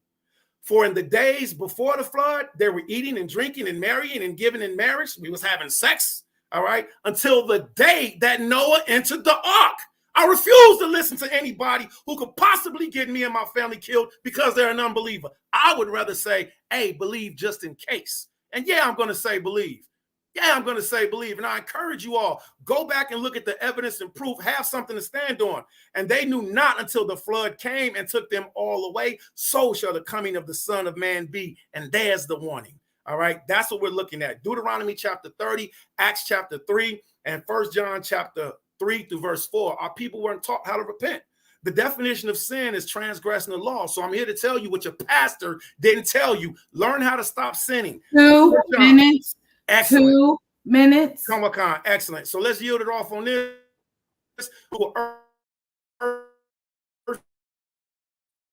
And that's exactly Ararat down. You got Noah's Ark. So this shape right here is the exact same picture that we've been looking at all this time. You can Google it for yourself. Okay, so this is the image of it. What happened was in 1980 or in the 1800s, one of those time frames. I apologize. There was an earthquake that happened on top of Mount Ararat. You can see it for yourself. This item right here was sitting up in this location. That's why there's multiple historical records of people taking images of it, including the U.S. military, to prove what? That this ark was a part of a great world deluge. All right, and with that, last thing that I have is hopefully, prayfully, I encourage the children of Israel to not only return to the law, statutes, and commandments of Yahweh, but to repent. Come back to our culture, understand what it is. And even if you're not sure, Yahweh left proof, he left records, he left evidence of things that he did to destroy the first world. All right. So with that being said, Deuteronomy chapter 30, verse 1, it shall come to pass when all these things will come upon you, the blessings and the curse, which Yahweh has set before us, that we will call them to mind among all the nations where Yahweh sold us into slavery, including my brother Seth's family. All right. Our family were sold into slavery. All right. And if your family is a part of that great slave trade, then it's something to consider that you might be an Israelite. So repent, return, and with that, I yield the floor. Shalom.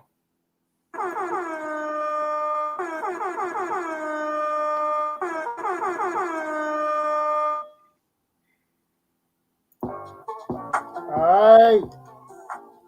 I want to make something clear concerning this debate right now, right? I want to make something clear. All right, so this comment was stated in the comment section by our dear brother James Cassell. James Cassell says, so it being local or global means everything. I want to make this clear. This debate is not about a global or local flood at all, family. This debate is the biblical narrative. It is the biblical narrative of the flood historical. Okay, that's the debate. Is the biblical narrative of the flood historical? That's what this debate is. All right, so I wanted to make sure that was made clear. Joshua, are you there? Yeah, man. I seen a few points he was making. The brother was harping on the word historical. I saw that a lot, man. That brother made sure that he was like, hey, the title says historical. My sources say historical. So, hey, yo, congruency and consistency, man. That's all I can say, my brothers. That's right, man. We in the bottom of the third round, man. Again, this is what this is all about, man. Right? This is the so-called hot seat when it comes to this Elimination Chamber tournament. and the winner will receive $500 in a shot at the Source Debate League Heavyweight Championship. Kyng Seth, are you ready? Yes, sir. Yes, sir. I'm ready. All I want to say is, man, is that hey, the debate is the biblical narrative of the flood. The biblical narrative of the flood is the world. Regional is not the world. So let me get into it. So let me see. Hold on. Let me start. Hold on. Let me share let's see. Am I sharing my screen right now? Yes. Y'all can see my screen. Yes. Okay. So I looked this up while the brother was talking. Admitting Noah's Ark hoax. Television. A man who claimed on CBS special to have located the Ark now says it was a setup. The man who said he discovered a snow-covered location of Noah's Ark high on Mount Ararat in Turkey and who displayed what he claimed to be an ancient piece of wood from inside the Ark as proof of the CBS special earlier this year now says it was a hoax. George Zamir, an out of work of Israeli actor living in North Long Beach, admitted in an interview this week that he made up the story to expose those who produce and broadcast what he considers to be poorly researched religious propaganda. Presented with the information by the time, CBS decided Friday to scrap two projects that were the development of the Sun International Pictures, the Salt Lake City-based production company, made a credible discovery Nork, with CBS broadcast in February to an estimated 20 million viewers. Now, which I can do, man, y'all can look on YouTube, y'all can look it up. I mean, y'all can Google it. All y'all gotta do is just Google Noah's Ark hoax, just in anywhere, and it's gonna pull up. Now, let's go back to my presentation. Now, can y'all see my screen? I mean, y'all see my screen. Tell me what y'all see. Y'all see Grand Canyon Facts? Hello? Do y'all see Grand Canyon Facts? Yes. It's on the stream, brother. Okay. All right, so we gonna go. My young sister, she been up there. She been up there hitting that research. Let's go. Geology of the Grand Canyon National Park by Geology and Ecology National Park. The Paleozoic strata contains many fossils that help scientists learn about the geological history of North America. Most of the fossils are ocean-dwelling creatures, telling us that the area now in the middle of Arizona was once a sea. Some of the most common fossils found in the Grand Canyon are listed below. You got the trilobites, you got the tracks and burrows, and you got the brachiopods. Now, what I'm gonna say is that what this is telling us is that these was there before anything. These was there before Noah's flood, undisturbed. These were undisturbed fossils. Like no flood came through, no nothing like this. It used and like just like I showed y'all the water erosion on the Sphinx because it was there when the Sahara was a tropical place. It was the same way with these. This when Arizona had a sea. So when you go out there, you find sea bearing fossils. So ain't no 1 year flood brought none of this. Signs you turn your back. Look, the pastor he didn't turn his back on us. You know what I'm saying? But the skeleton that jumped out his body, he spooked. Now watch this. This is by Luke Lancaster, St. Peter Institute. Like I say, my sources on the screen. Hyperbolic language within Genesis 6:9 is seemingly scattered throughout Genesis 6:5 says that every person on the earth only had evil thoughts. Such a statement does not mean that every person on earth literally had zero good thoughts. Noah himself is portrayed as righteous 6-9, Genesis 6-5. Then should be interpreted hyperbolically with the literal meaning in actuality being that many people are habitually thinking evil thoughts.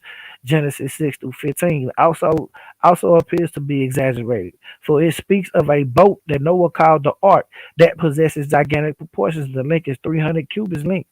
That is comparable to the size of 1.5 football fields. No wooden boat in human history, even modern, has been made to this size.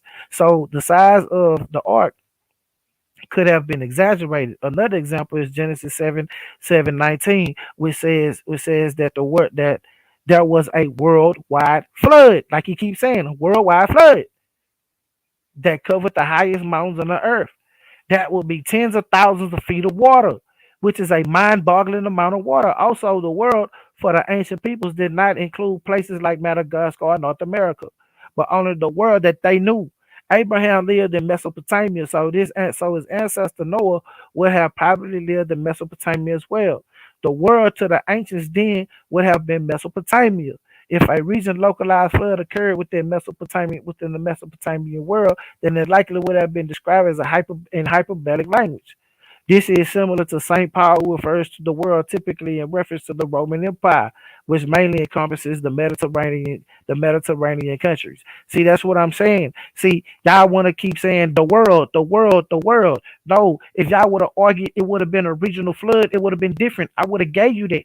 I would have said, yeah, it's a regional flood. But you saying the whole world. No, it's no evidence of that. It's no geology behind it. It's no science behind it. It's nothing behind it. You can't say the world. You can use whatever word you want to use in Hebrew, like you just said. You keep using the word. You keep trying to use the Hebrew to try to debunk what I'm saying, but you just add to it more, killing yourself. Because you keep saying world, world. You keep saying the earth, the whole earth. You're not saying you're not even using the word world like that, like I used the definition when you say the ancient world. You're not even using it like that. You saying the whole earth. Just like when I did in round one, challenging the basic laws of physics. The ship would have been too big for its structure to support itself. According to shipbuilding experts, among them, see the pastor heart beating. You know what I'm saying? This is my source right here. AM Bribe. There's an upper limit to the possible length of the wood that give at any given wooden ship. Anything above 300 feet will start to bend and deform under its own weight when put to the T. The natural wood, and that's just the nature of wood. That's why all ships that even come close to the size are made of iron and steel. Shipbuilders turned to more resistant materials in the 1800s, not because it was more practical, but because such large wooden ships aren't simply, or would it say such large wooden ships are simply impossible to make. Simply impossible to make straight of the sea in actual navigation. Consider that large wooden ships ever built are six-mast schooners require long iron strappings to support them. These ships, even the modern day ships, to even last in this type of violent weather, it had metal strippings. Let's go down to even though, and even these couldn't resist the lasting voyage, even in shallow water, let alone the violent conditions of a flood, and that the ark supposedly over 100 feet, even in these, God must have provided a constant miracle to keep the ship together, or give no instructions on how to build such a structure through a long forgotten technique. That's the only way. That's the only way that this could have built. Just according to us first. Now, see, this what happened. This probably what the story that happened in the ancient myth, and this is before Noah. So you saying you don't care what time, you don't care what we counting. Now you gotta care because you giving a specific time. You giving it for a specific people. You saying a specific thing. You giving a specific narrative. So if you giving a specific narrative, you better pinpoint it. Like you just said, the biblical narrative. You ain't say nothing about Samaria. You ain't say nothing about Assyria. You ain't say nothing about India. You ain't say nothing about that. You said the biblical narrative. Now I'm debunking your biblical narrative as wrong. The whole world, like your Bible said, was not flooded. It was a regional place, just like I'm finna show in this map. What happened during the flood? The watershed for the Euphrates and the Tigris rivers, on which of the flood could have occurred, extends for more than 1,600 kilometers from the Persian Gulf through the Mesopotamia into Syria and Turkey, and laterally for about 1,000 kilometers from eastern Saudi Arabia to the southwestern Iran,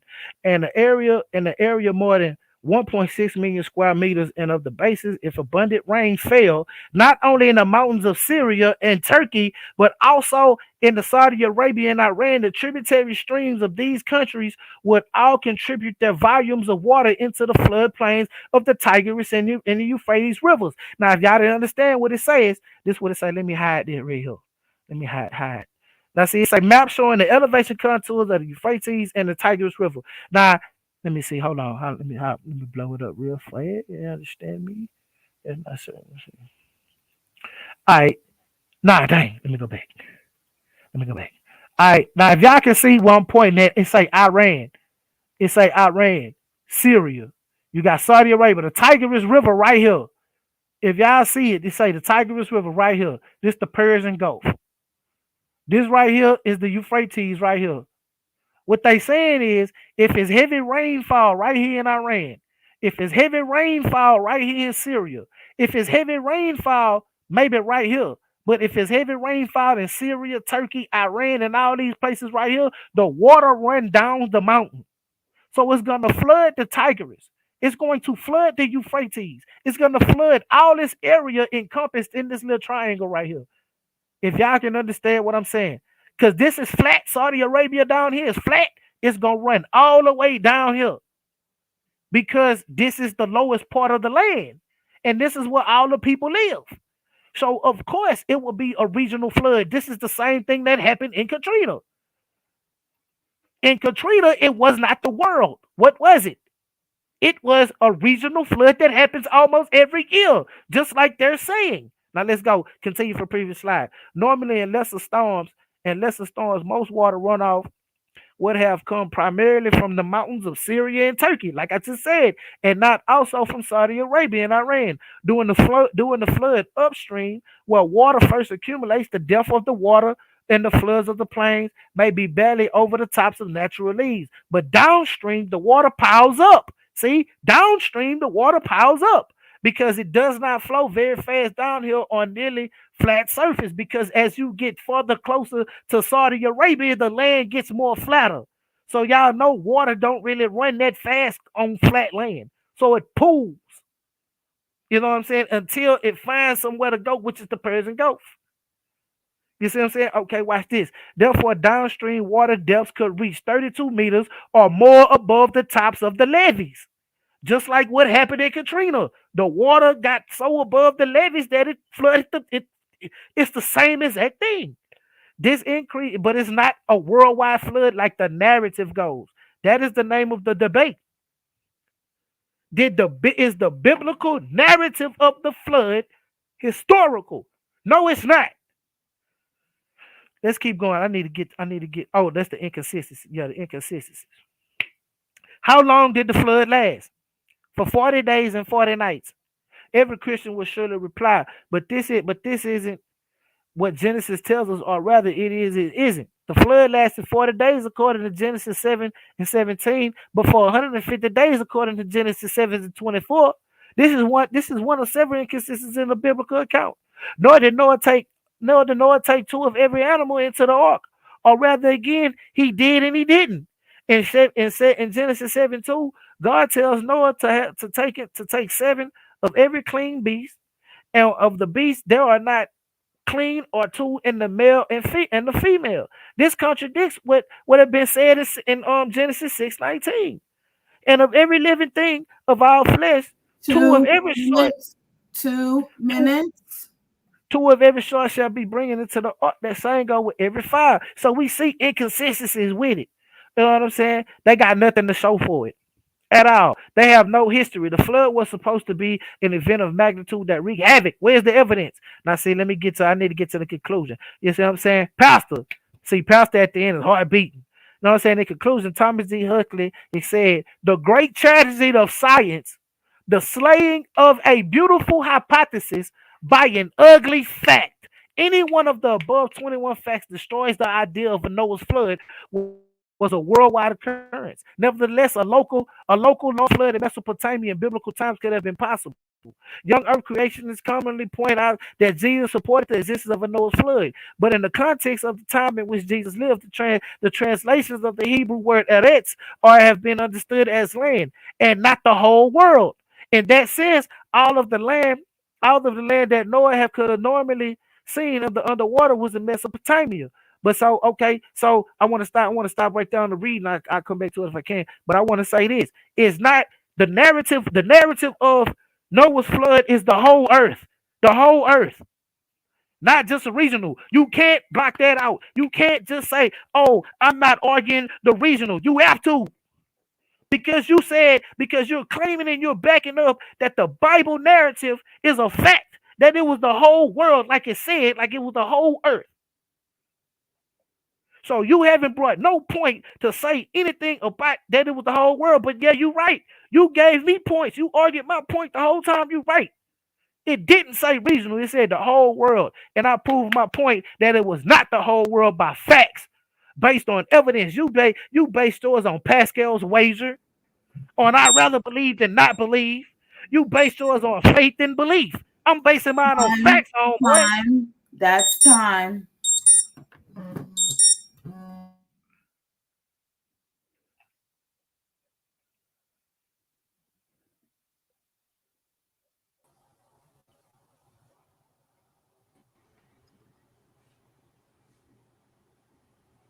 Hey, Jeremiah.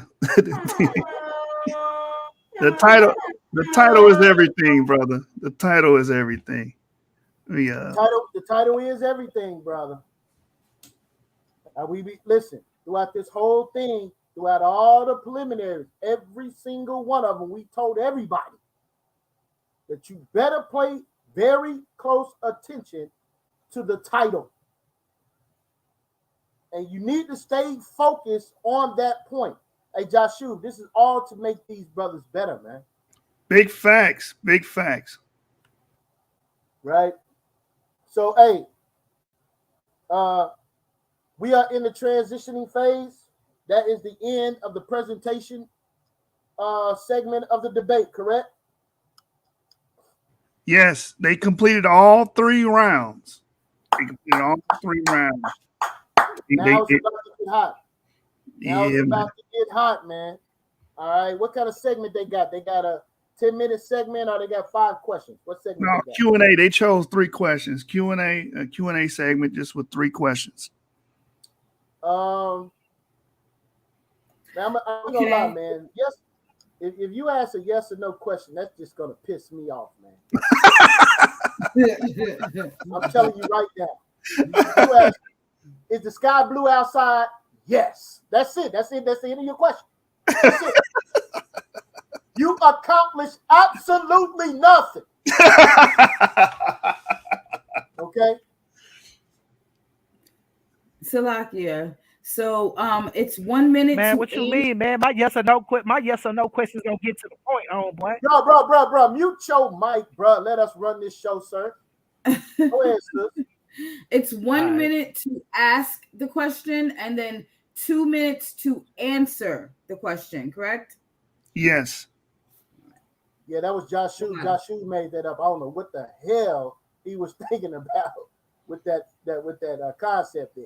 But hey, it is what it is, I guess. Without rules and structure, you have chaos. With that being said, who went first? Right. Pastor Harassa went first. So, yeah, he's going to go. Pastor Harassa is going to be the first person to give out the questions. His 3 questions to Kyng Seth. Con? You got it, bro. You got it. All praise. All right, shalom. So my first question is, what is the subject of this debate, Seth? The subject of this debate is the narrative of the biblical flood. Okay, the water. All right. My next question is, was the flood local or global? Local. My next question is there a difference between world and earth according to the text, or according to, I'm always gonna speak from Hebrew perspective. Is there a difference between earth and world? Do you want to get, if I say yes, do you want me to give you an explanation, and I can give you a scripture, and I can give you all that to if you say yes, answer? if you say I'm sorry, go ahead. My bad. What are you saying? I'm saying, will you allow me to elaborate if I say yes? Baba Kushah, please. Okay, So yes, just for the simple fact that if you have the understanding, and I have the understanding that when I used to be a Hebrew Israelite, when you look at John 3:16, and he says that Jesus came to give his life to the whole world. He wasn't speaking about the whole world. He was just speaking about the Israelite world. So when you're dealing with world and earth, you're dealing with two different things. When you're dealing with the whole earth, like it says in the text, then you're dealing with the whole earth, all of mankind, like it speaks early in the text in scriptures before. So when you're dealing with that, you have to deal with the narrative and not what you, because it doesn't say world. It says the earth, all of mankind. I yield. That was my 3 questions. All right, it's on you, Kyng Seth. You got the floor to give Pastor Harassa 3 questions. Do you agree? Do you agree that the text and the context of the text means that it's the whole world? I believe that it says the whole world based off of the text and reading it in Hebrew. Okay, so since that's a yes, do you believe that since the Bible says that it's the whole world, that it means North America, Canada, South America, means the whole world was flooded and not just regional, like I pointed out and I brought evidence? Will you allow me to explain? Yes. Excellent. Proverbs chapter 8 is the spirit of wisdom. All right. The spirit of wisdom tells us that she rejoiced with the Creator in the beginning. Proverbs chapter 8, verse 26, it says, I'll be very brief, as quick as I can. It says, while yet I was with him, he made the earth, nor the fields, nor the heights of the world. And then verse 29, it says, and he gave the seas his decree that the water should not pass or go past his commandments when he appointed the foundation of the earth. And the last verse, verse 31, she says, rejoicing in the habitable part of the earth. The 2 words that are there are different between earth and world. Habitable is the word that I used earlier. All right. The word that I used earlier was the Baal. The Baal is region, or it's only where people can live at. But since we can't live everywhere on the entire Aratzah, the word Aratzah is the word that's used in Genesis when he said he would flood the entire Aratzah. So there absolutely is a difference, and knowing the difference in which Hebrew word is there really matters. So Aratzah is the word that's used for the entire planet, not just the region or an inhabitable space. I yield. This is my last and final question. Do you think science can determine what happened in history?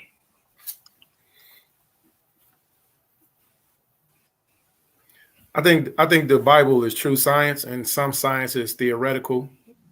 That's my opinion, and I don't think theories stand. I didn't ask you that. I didn't ask you Okay, that. that's fine. I That's didn't fine. ask you. That's I cool. said, do you think? I asked you, do you think science can tell what happened in history? Con, I do. Okay, cool. I'm done. All right. I want to make this clear real quick. Joshua, are you there? Yes, sir. From this point forward, there will be no more 3 or 5 questions.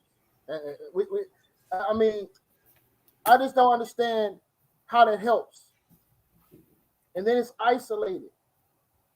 And the explanation, a brother can expound upon that. I want to see the brothers engage. All right? So we're going to do move. This is already done. So moving forward, man, we're going to do 10-minute interrogations, man, moving forward. All right?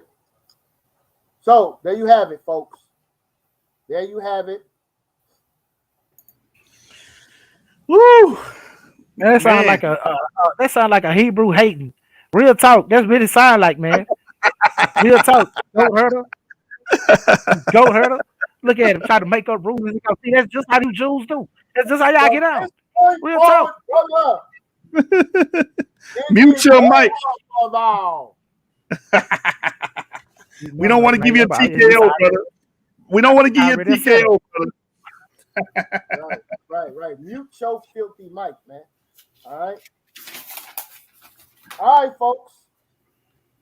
Joshua, it's that All time. right. Palms sweating, brother. Palms are sweating. Man. Hey, let me make this clear, man. This is your life in the Elimination Chamber. This is that moment. Palms are sweaty. You're going to hear that first judge. You might be finished with the second judge. Who knows? Right, Joshua? Yeah. It might be over for thou. Right? So it's on you, Joshua. Let's get it. All right. So for the brothers that haven't judged on the source yet, we want you to DM me your pick. And then I'll call on you and then you explain the brother you picked and why. So my brother Dunami, Dublin, and Elkine, DM me your pick. If you got my email your pick, or on Clubhouse, DM me your pick. And as soon as I start getting the picks in, I'm going to call you brothers to the panel, and you're going to give your explanation on who you got winning and why. All right? So send that in now. All right, while we wait, man, did you get that, what I sent you?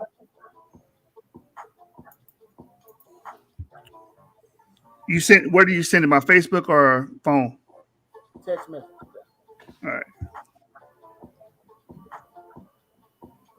Elimination Chamber, $500 on the line. Your life moving forward in the Elimination Chamber tournament is up for grabs, right?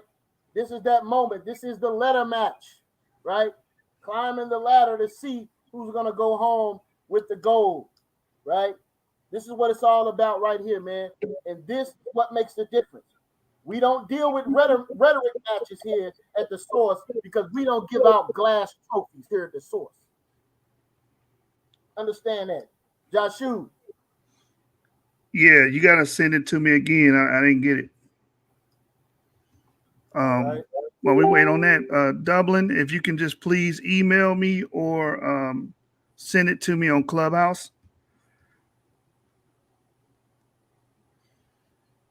And Jeremiah, send it to my Facebook, please. All right. All right. I got it's in the executive room. Is that all right? Yeah, go ahead. Okay. I'm still waiting on Elkine, and I'm waiting on Dublin to send in their picks so we can break that down. But while we wait, we have a brief intermission. Jeremiah, you didn't send me anything, brother. Maybe it's on my end. It's in the executive room. All right, there it is now. I just got it. All right, I'm going to load it up, let that play while we wait on these picks.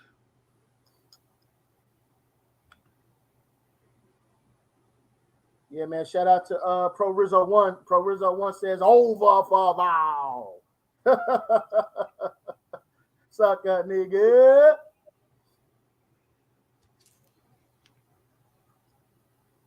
Someone's saying they blocked, and I don't know what they're talking about, Jeremiah. I guess we'll address that after the show. Yeah, I don't even know who that is. I'll let you know.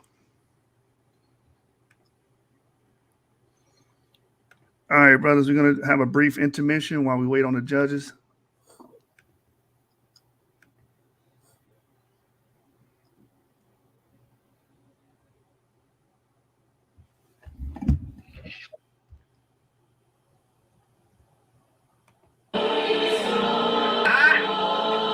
It's wartime. Nadia, Harassa, YASHAR-YA'OH. Let's go. Just one more time it is, huh? It ain't fire at the enemy, you feel me? Let's go. Brandon's ready. YASHAR-YA'OH. Who are we? All praise to YASHAR-YA'OH. We them crews, we them crews, boy, ready, aim, fire on the enemy. Yeah, I wish I said they remember me. We beat them bruised and we face the heat. All praise to YASHAR-YA'OH. Ready, aim, fire on the enemy. Yeah, I wish I said they remember me. We beat them bruised and we face the heat. It's not the idea, yeah, I'm about to go off. The water, yeah, I'm about to show off. Giving them the scriptures so vivid, I'm on a mission. But they ears itching, they gon' listen or even pay attention. Yeah, they looking for some change that we ain't even got. Job 9:24, the earth is given to the hands of our enemies. Yeah, I wish I said they remember me. We the chosen and we take the lead. I just take the lead. I don't give them too much. I always give them what they really need. We set flames to our enemy. Obadiah 1:10. Okay, I'm riding for my brothers and my sisters through the trenches. Oh yeah, I gotta get it. Shout out to my brethren in the penitentiary. You gotta remember your history. Isaiah 1:3. We them crews, we them crews, boy, ready, aim, fire on the enemy. Yeah, I wish I said they remember me. We beat them bruised and we face the heat. Ready, aim, fire on the enemy. Yeah, I wish I said they remember me. We beat them bruised and we face the heat. What you need? I got what you need. John 8:32. You know that the truth will set you free, right? Super hard. I be going super hard. My Israelite brothers say I'm stupid. Please excuse my Jerusalem attitude, but waking up the oppressed nation something I gotta do. Oppressed for over 400, keep it 100. Who really want it? It's P Israel, AOY and NYMG, and we're not stopping. We just make it happen. Shalom to the brothers, what's cracking? The fact is the passion they lacking for the truth that we passing. I'm laughing. I just get in the booth of that spaz. It's tragic. It's like a hazard without the magic. I'm quarterback in this Hebrew with the latest fashion. Brian Israel, I got the French touching your doormat. Ready, aim, fire. We them bruised, we them bruised, boy, ready, aim, fire on the enemy. Yeah, I wish I said they remember me. We beat them bruised and we face the heat. Ready, aim, fire on the enemy. One love, one nation, one nation. Yeah, I wish I said they remember me. We beat them bruised and we face it's real. Their end has been revealed. The land removed the second seal and don't have to give it to a man on a red horse that they should kill. The blood spilled, body shield when the weaponry shall prosper against us on this battlefield. Saints righteous breastplate, my faith used as my shield. My hands shall not faint into the ways I will not yield to at our feet. The faces of our enemies nail to lick the dust from my boots. We ready to aim and shoot. Face wars, bringing out the dinosaurs. Blood on teeth of the bone, we might look like the mouth of a dinosaur. Even you are kind of sore. Nothing I desire more, but to see the end of this evil kingdom that I abhor. And it's only the end of the world, just keep calm. Please press harder for the sons and daughters of Adawan. Dead bodies, I'll be more than happy to tread upon. Warrior garment worn, sword drawn, the war is on. We them bruised, we them bruised, boy, ready, aim, fire on the enemy. Yeah, I wish I said they remember me. We beat them bruised and we face the heat. Ready, aim, fire on the enemy. Yeah, I wish I said they remember me. We beat them bruised and we face the heat. Sport tweaking, war bringing, we fighting now. Visual activity known to bring the fighters out. Real warriors, use your formula wildin' out. Put the army on notice they filing out. Ain't no running for Eastside, we on an island now. Pulling swords, metaphors, cause we shooting now. Do your gon' lay him down. We shooting for his dome, we don't play around. You can just read the headline. War stories for the bedtime. Start the war by the deadline. Leave them dead with no jail time. This is nothing more, casualties of war. We here to take revenge, is what we looking for. We leave them greasy. Please believe me, never take it easy. We chase the gauntlets. When we catch them, we start to stomp it. When we win, this the song they gonna be bumping. Celebrate your damn death. When the bros step through, you thinking it's an earthquake, calling on a higher power. You feel the earth shake. You call this America, but this ain't really your birthplace. We taking it back, in the worst way. There's nothing you can do, you gon' feel when you see the power in the hand of a man with melanin. Take your leg in there for your head, dead president. Like the doctor gets the truth in medicine, you finish. So take a look around. All them bros mean my game. All them bros mean my game. All them bros mean my game. We coming with the dozen. We coming with the dozen. Oh, we coming with the dozen. Coming with the extraterrestrial. The sands of the sea, the stars of the sky, the celestial. When we running, we ready to pick a spot for survival and aiming entire clip at your end pocket and fire. Check me. We don't bruise. We don't bruise. Boy, ready, aim, fire on the enemy. Yeah, I wish I said they remember me. We beat them bruised and we face the east. Ready, aim, fire on the enemy. Yeah, I wish I said they remember me. We beat them bruised and we face the east. I can hit your eye and show you just what you need to know. Like Moses said, let my people go. So they can fight with purpose. All of my calls were urgent. We the people that been beat up by the heathens. Pretty soon we get in the leader with a feet up. Living the life of luxury. Wages not working as ugly. Now it's just to be struggling. No mobile juggling. You can go get the bucket and carry your 5 miles on your head from a water bed. You human. How it's been a minute. So we the Caesar. Until the sun truck down some mama Caesar. All of the lilies out living the sweet dust.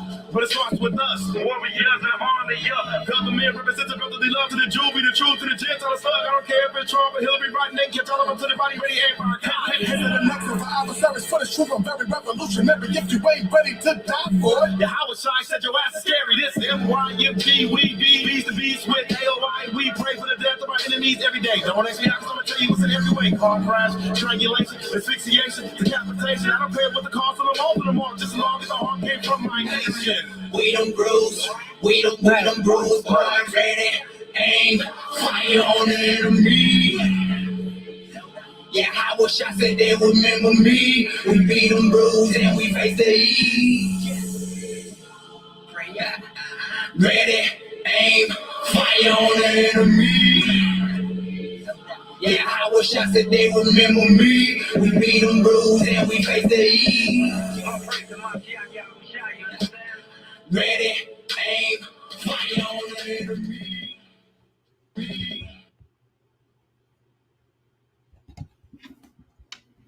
All right. All right, I guess we're going Woo! That time, man. Let's go. The crowd was loving that. We got all the judgments in. Jeremiah, you got anything else you want to do before we proceed? Let's get to it, man. The time is now. Man, I feel sorry. For our brother Kyng Seth, man. You know, I'm gonna have to drive to Dallas, take this brother belt from him.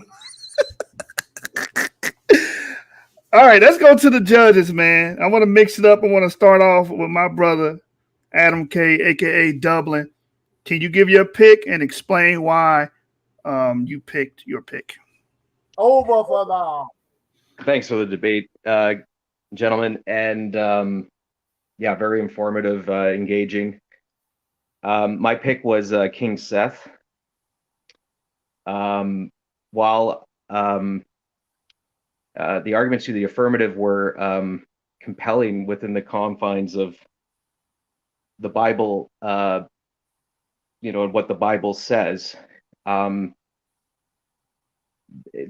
think that the main thrust of the argument for the affirmative suffered from begging the question fallacy. because basically only the Bible was used to affirm the argument made. There were a couple of non-biblical points to reinforce the argument, specifically the historical reports made by Berosus, Nicholas, and Marco Polo. But in two of those three examples, for example, Berosus, the account is an anecdotal fallacy, because it says, quote, "It is said there is still some part of the ship." In the case of Nicholas of Damascus, it states, quote, "It is reported that." So this is a anecdotal fallacy. I think in round one, there was also the appeal to emotion fallacy, persuading people to agree with the argument, not based on evidence, rather the consequences of not accepting the argument, i.e. eternal damnation, right? Which is an appeal to emotion. This is further reinforced with an appeal to nature fallacy, that because sodomy is not considered natural and good, the flood was justifiable and thus true. I think that on for the negative, for Kyng's arguments, citing a variety of sources or narratives of other flooding accounts does lend credence to the idea that a flood or floods could have occurred.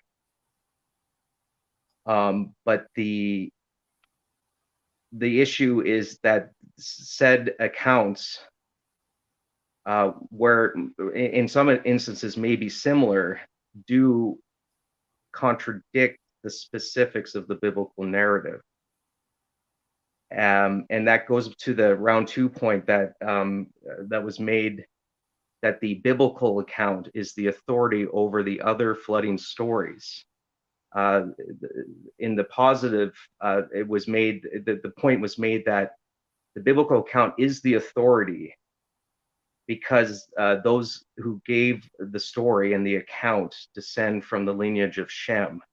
This is what's called a genetic fallacy. So that's an issue as well.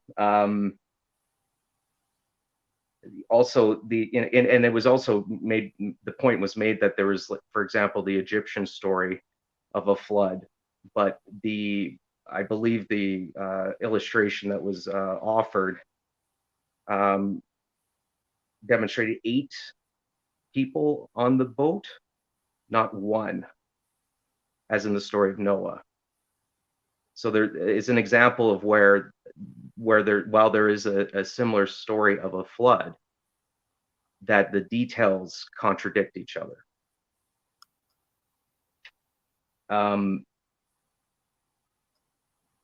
I think also in the negative, there was a variety of sources, geological, archaeological, and biblical, to reinforce the argument for the negative. And again, I think the affirmative basically only had biblical arguments to make. The example of the CIA report, it was, the quote was, "There were clear indications there was something on Mount Ararat." That something isn't definitively a boat. And then also, while 98% suggests strong likelihood that the person in question in the report believes that what was shown in the photograph was wood, there is a minimal measure of doubt in that claim. It isn't an absolute definitive claim. There is a degree of doubt. I I'm going to make this point, but I don't. This didn't ultimately determine my decision, because there wasn't a point raised within the debate itself to the contrary. But I know based on research and my own observations that indeed there are 90-degree angles that are found in nature. The Giant's Causeway in Northern Ireland is an example of this. But because there was no argument to the contrary in that, I can't let that color my judgment. And just as a point of for future debates, I do agree as well. I think the question and answer period, it would be perhaps not just more entertaining but more enlightening to have a something more robust in exchange rather than a simple question and answer. I think that even though I understand, like, to try to maintain decorum, it's this way is probably the best way. I didn't think that much was added to the debate in the question and answer period, save the one question regarding the affirmative accepting that science can tell what happened in history. And I think that if the affirmative had been able to use information and sources beyond the Bible and including science to reinforce his arguments, that could have changed my decision. And I think that was really the main issue I find with the arguments made in the affirmative, that it had a number of logical fallacies, but in particular the begging the question fallacy, that because the Bible says it to be true, it is thus true, independent of anything else. So yeah, that's my my summary and my decision. Thank you again for having me. Man, Jeremiah, we got one for the books. I want to address somebody real quick. One for Kyng Seth. Son said he's going too long. He needs a timer. But I can't please you, brothers, because I was told last night, Jeremiah, that the judges need to explain. They explain more. I had to set up a private session with a brother so they can give their explanation. So I would rather you go long and give a thorough, breakdown or assessment of your pick, so you guys can't say anything and don't hit my inbox after the judgment. Okay, so we're gonna move on. I agree. We're gonna move on and go to our brother Dunami.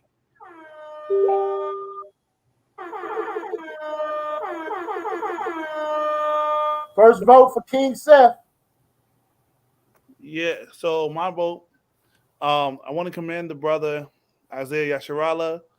He wanted to spread his faith. He wanted to warn people of coming times. So I commend the brother. But in terms of debate, my vote goes for Kyng Seth. Reason being, some of the things that the earlier brother pointed out. You're on mute, Dunami. Yeah, sorry, it was getting loud around me. Yeah, so some of the things that the brother pointed out, Adam K., in terms of the argument, some of the fallacies. Then too, like even with the warnings that the brother pointed out, Pastor Harassa, like with homosexuality, he's using a biblical narrative, but he's not using any kind of archaeological findings, any kind of like things to tie into how that was the science of the time, going with the debate. But that doesn't really appeal into what the main argument is. It's just that's one thing noted. He used more biblical and more colloquial evidence, while Kyng Seth used more diversity of sources, the science and whatnot. However, I do say with some of Kyng Seth's sources like Guy.com and an article by Linda, I did find them to be weak. However, I'm not in the debate, so it was for Pastor Harassa to bring those things up about some of the sources that he was using. So that's where my vote goes for Kyng Seth. That he was clear cut in his source. It was succinct where it said the flood wasn't historical. So from his definitions and what he presented, his argument was clear cut leading to the conclusion. So yeah. All right, man. That's 2 for Kyng Seth, Jeremiah. And then the third round, even if he's saying that the ark, the fact that they said it was a Mesopotamian story too, he has to be Pastor Harassa had to be clear cut to say that the biblical story is the only story that had Mount Ararat. He said it had it in there, but how do I know from what Kyng Seth presented that it was the only story? So I feel like he didn't really speak to the doubts that Kyng Seth had presented. All right, man. All right. That's 2 for Kyng Seth. So he will be moving on. Pastor Harassa will be eliminated from the tournament, but we're going to go to the last judge. But I just want to say this first.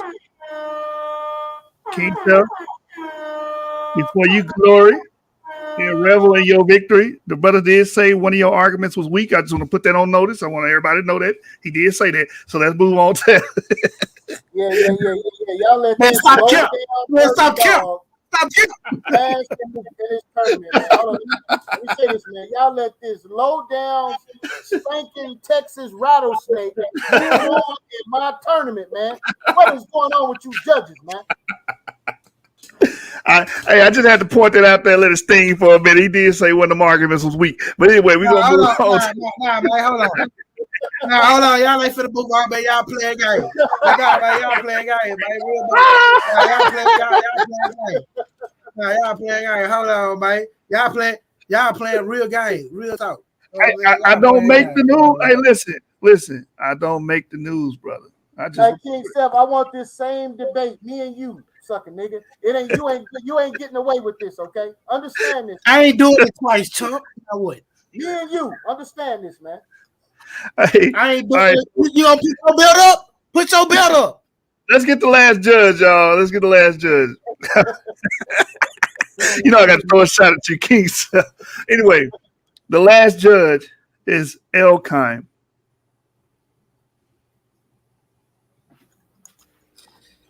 First of all, it was a great debate.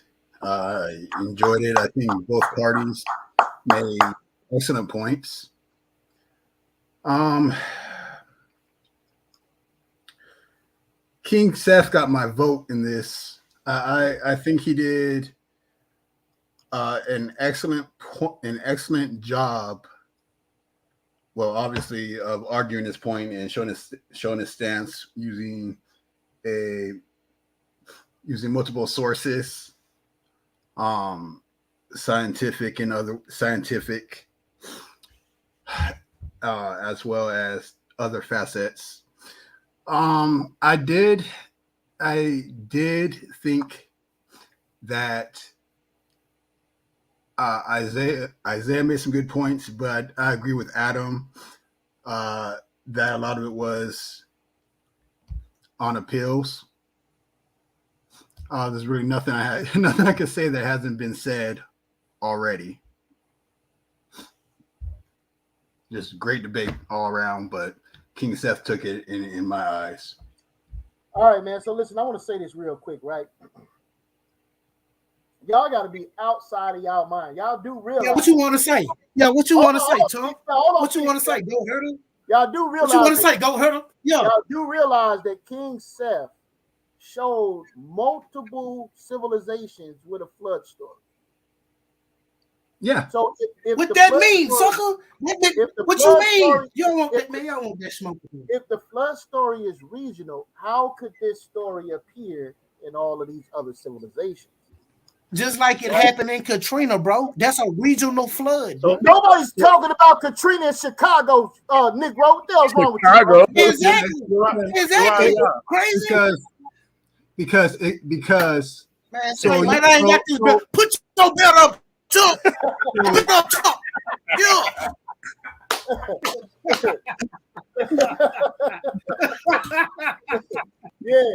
Yeah. Hold on, man. I was looking real ugly. I had to turn the camera off, man. Hey, hold on real quick, Jeremiah. Hold on, Jeremiah said Hurricane Katrina in Chicago. When did that happen? Listen what I'm saying. That'll be a story with a tale. That was the whole earth for some people in Chicago. That was the whole world. Listen to what I'm saying. I didn't know Hurricane Katrina happened in Chicago. Yeah, y'all teaching me something. All I need, what you mean? Listen to what you saying. Let me finish. Let me finish. Partner lost. I love him to death, but your partner lost, so that means you will lose too, nigga. No, so go ahead. Let me make this clear, right? What I'm saying. Don't talk. Don't say nothing, nigga. Let me make this clear of what I'm saying, right? You already made it clear.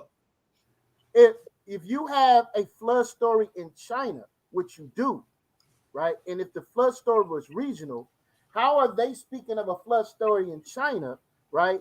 And also in the so-called Middle East, in the Levant, concerning a flood in the Mesopotamian region. So you're saying you're spanning a flood from China to the Mesopotamian region, according to the sources. Hold on. Let me finish, bro. Let me finish. You already finished. Shut up. This is my debate. You ain't finna take over my debate. This is my time. Now let me make this clear. So that's why I said, Joshua, they're not complaining in Chicago about a flood that happened in Louisiana. They're not saying that same flood also happened in Chicago or New York or California. In the same way you having that in China and Mesopotamia. But the brother answered that. He said pretty much there's floods everywhere. So there would be flood stories everywhere because floods happen everywhere. He said that in his first round. So I'm not gonna be shiesty here and say he didn't. And then too, one thing with the floods too is that it's just a presentation because Isaiah wanted to present more of a theological. The flood happened because of God, and I would put too much on the flood. He want to go his more evidence to focus on the ark, not the flood. Hey, brother, don't you believe in the Bible? Yeah. What that got to do with the price of rice? Yeah, that ain't got nothing to do with nothing. No, that's what I'm saying. I feel like there's better evidence. Yeah, that's what I'm saying. Nah, Jeremiah. You got to take that L with your homeboy. This 2 times he done lost. All right, man. Congratulations. I love my brother Harassa-YA'OH. I respect him to the fullest. But Harassa-YA'OH, when it comes to this debating, bro, I'm gonna beat your ass every time, brother. Hey, what's his new name? Finesse 2 times? We gonna call Finesse 2 times, man. I like it. All right, man. Is Harassa-YA'OH still here? Would you like to give a closing statement, Harassa-YA'OH?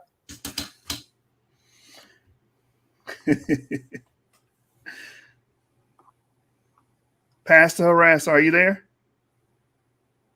Oh yeah, Salak Lea. I had it on mute. Khan. Yabarakum Yabashima Shalom. Khan, would you like to give a closing statement? Salak, I didn't hear the last thing you said. What'd you say? Would you like to give a closing statement? Yeah, Khan, absolutely. You know, here, let me see. All right, so Salak, the water, I had a really good time, man, putting together a presentation. This was my first time doing that, so I appreciate everybody that helped me with it, and I learned a lot, you know. So the water, One West salute to all of the brothers and sisters of the Source Debate League. My always closing statement is make sure you keep the law, statutes, commandments of the Most High, and fear YASHAR-YA'OH.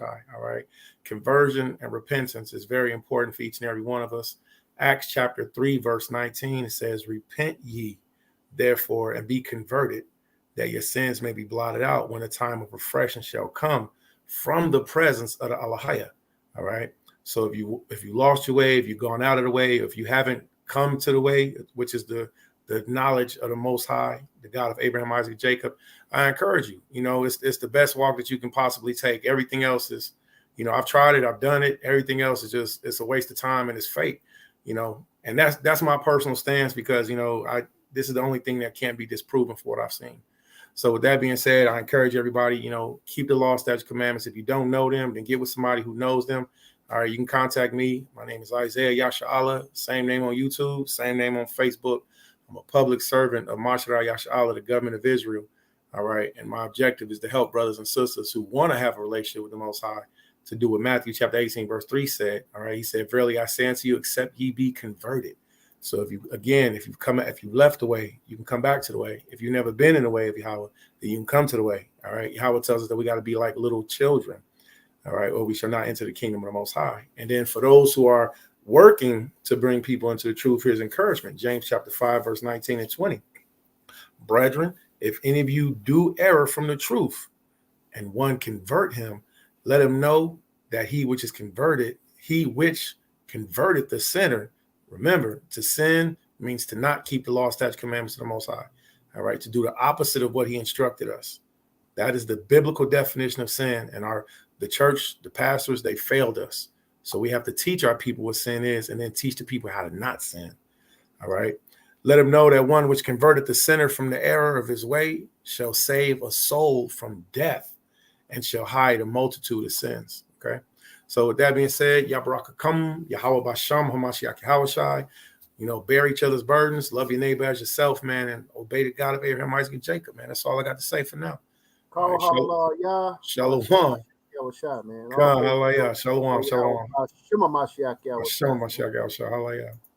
All right, man. So, Sister Shaya, any closing statements?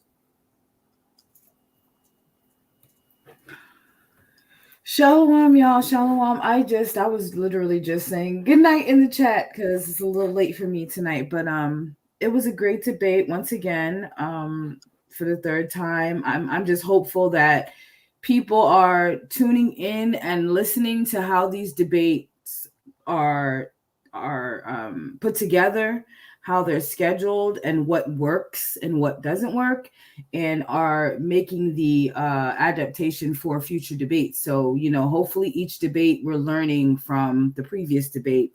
But I think this debate went really well. Just to put it out there, I was all in for Harassa YA'OH because I really thought that he brought the information out. Not that my vote matters, but I was all in. But I do appreciate the scholarship, and I do appreciate just the edification and everything being structured decently and in order. So the water for allowing me to be a part of it. So Kala Yahweh Bashim Yahweh. I look forward to the next one. Kala Hallelujah. The water Yahweh Bashim Yahweh Shai. All praise and glory, sister. I appreciate you, your hard work, your labor, staying up with us, helping us out, man. We really appreciate it here at the Source Debate League. All right. Before I give, first and foremost, man, I want to say congratulations to Kyng Seth, man. All right. There are many arguments concerning on why we shouldn't debate, right? Or we're debating for truth's sake. There are many forms of debate, family. Many forms of debate. You have arguments or discussions that you might come across. You'll have a discussion, and you're able to interact and kind of engage in a debate. Then there's formal debate where you're kind of going back and forth. There's no real structure. Then there's scholastic debates, and that's what we do here at the Source. So even though you might be right, your faith might be correct. One thing I like about scholastic debates is that it's based upon the skill set of the individual.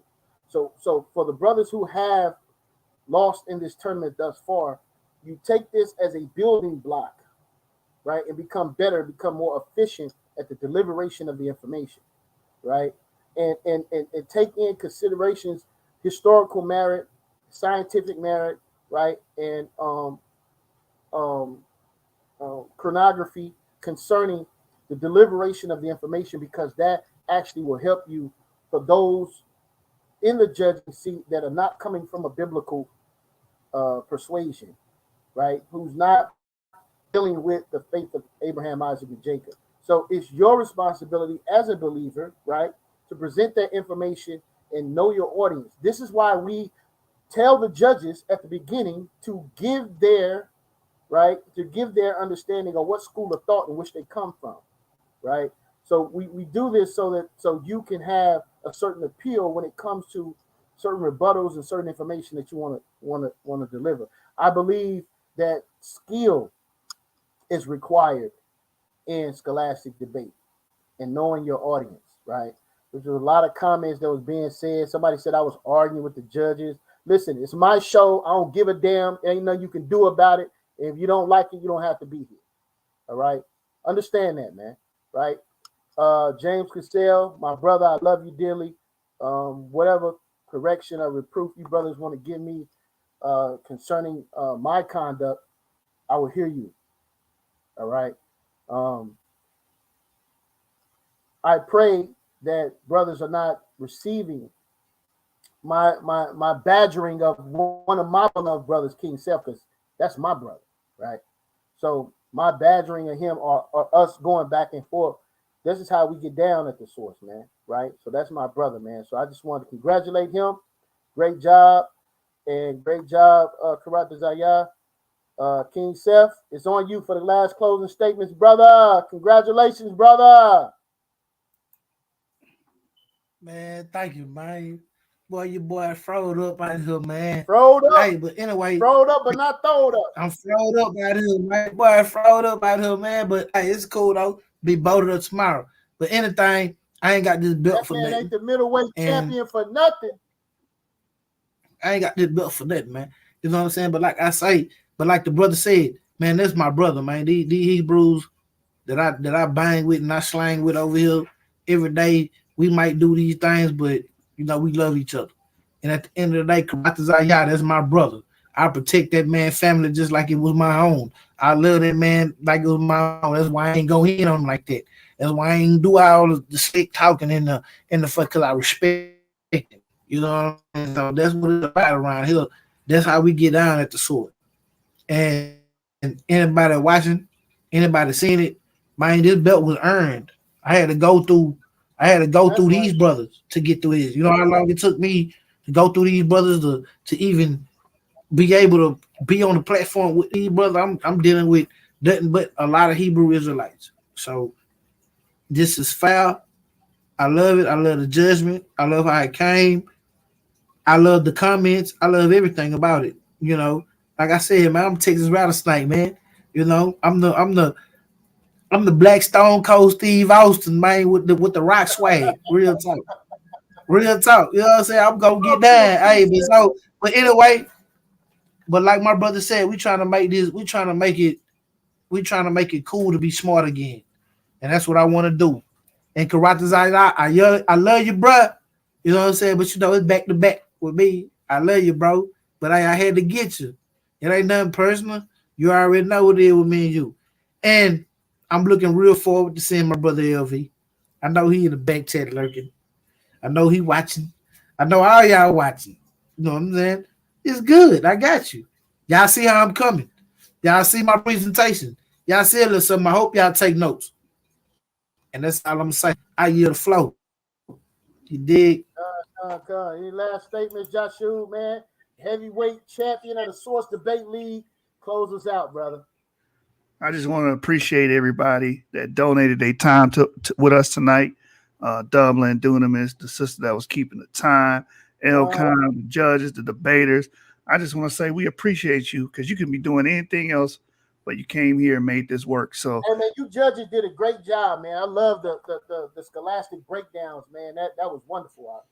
Yeah. I want to tell Kyng Seth something, but he won, so I'm gonna let it slide because he made a slick comment before the debate about the judging selection. But you see how people are, right? Anyway, I just want to say thanks to everybody that made this happen, man. I know y'all have families. I know you guys are busy. You got jobs.